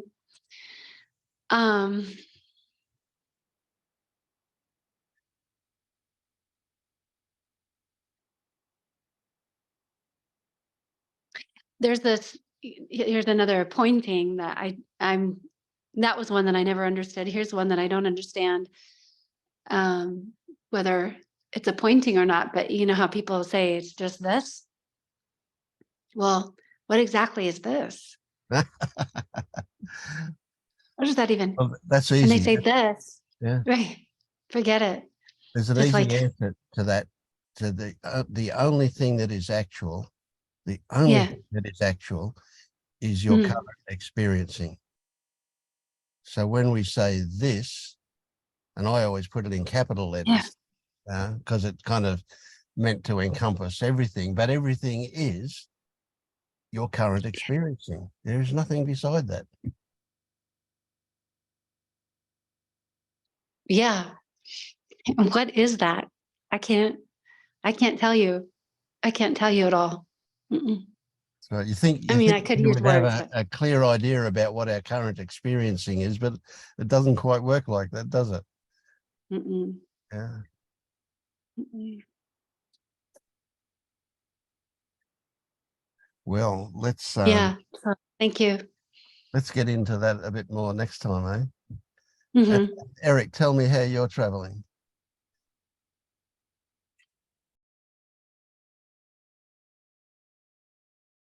You're muted.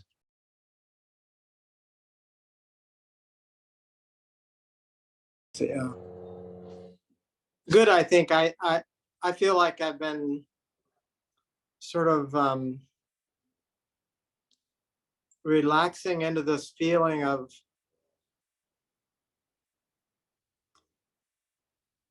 it's like I do meditation in the morning and evening, and I just have this feeling like just, I don't know, just this feeling of enjoyment of just sitting down and letting everything go.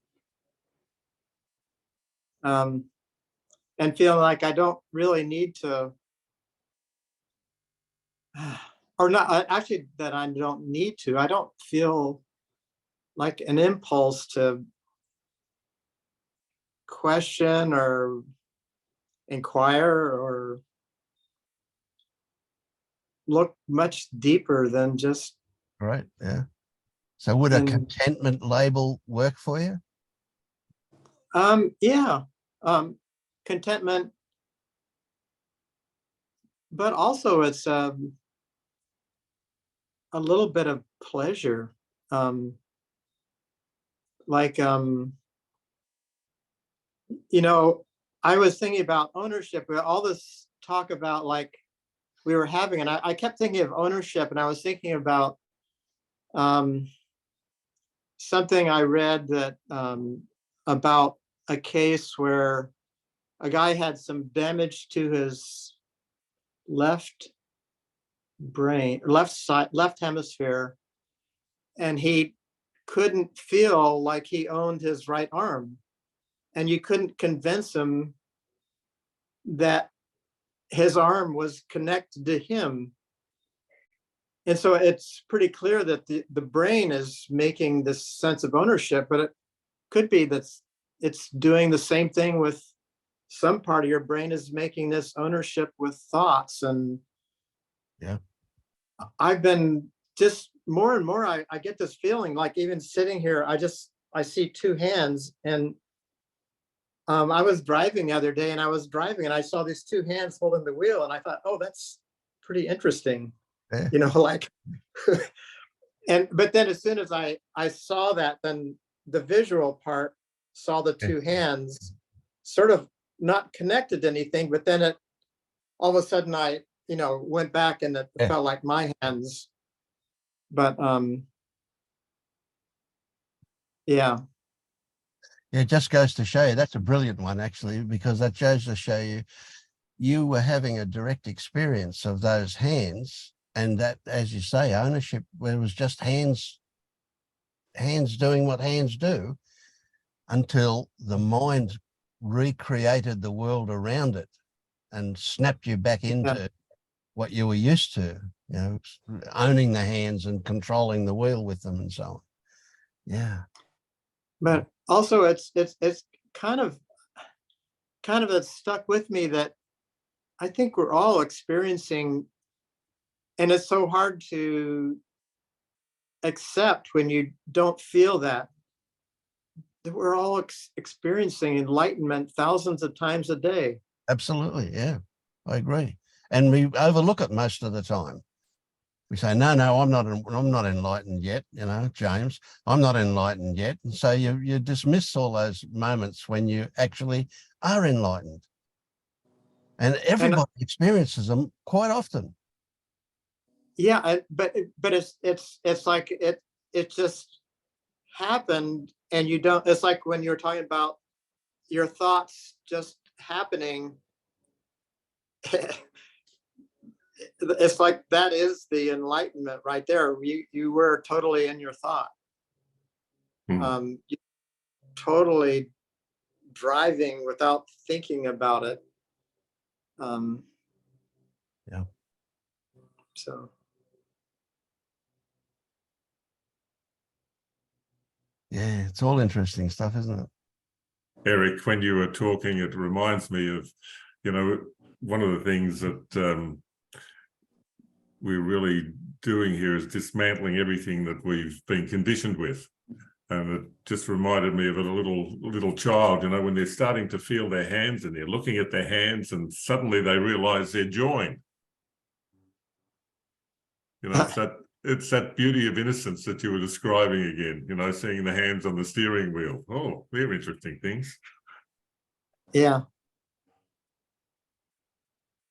But I think that there's a part of just like the guy with the brain damage, and you couldn't convince him that his hand was connected to him.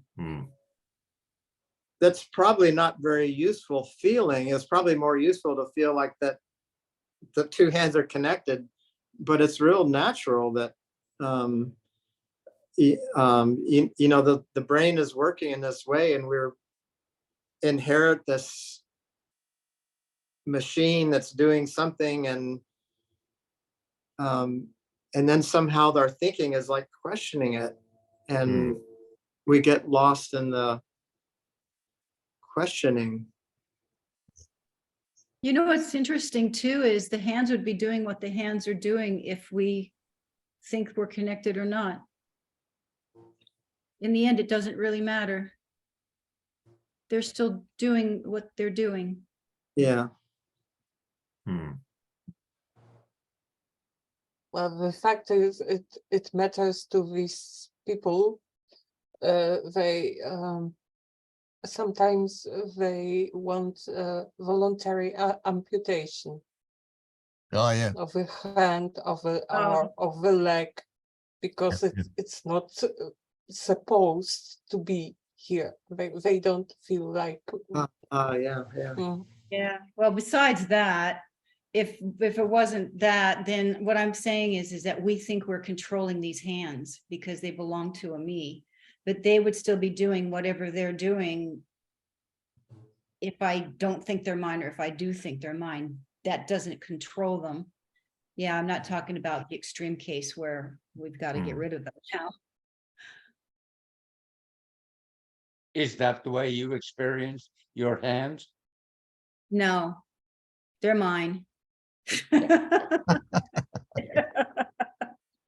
I'm just saying, I understand, Yes. like, I get glimpses that this would be doing this. I'm not actually making it happen. But Yeah. the experience is that they belong to me.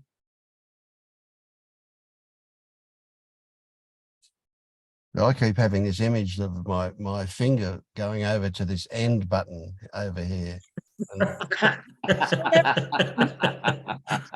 it's Just supposed happening. to. It's just happening. Yeah. There's going to There's be a a moment. perfect time. Yeah. Yeah, there's a Well, moment when you're not going to be able to stop it, Vince, isn't there? Yeah, that's right. Yeah. Yeah. And the clock just went 3 hours and a half. So I think that's a good time to stop it. Okay. So yeah, look, thank you everybody. It's been great. Yeah, again, as always, it's fantastic. I love it. Beautiful. Thanks everyone again. Thank you so much. Bye. Thank you, everyone. Thank you. Bye. Thank you. Bye-bye. Just before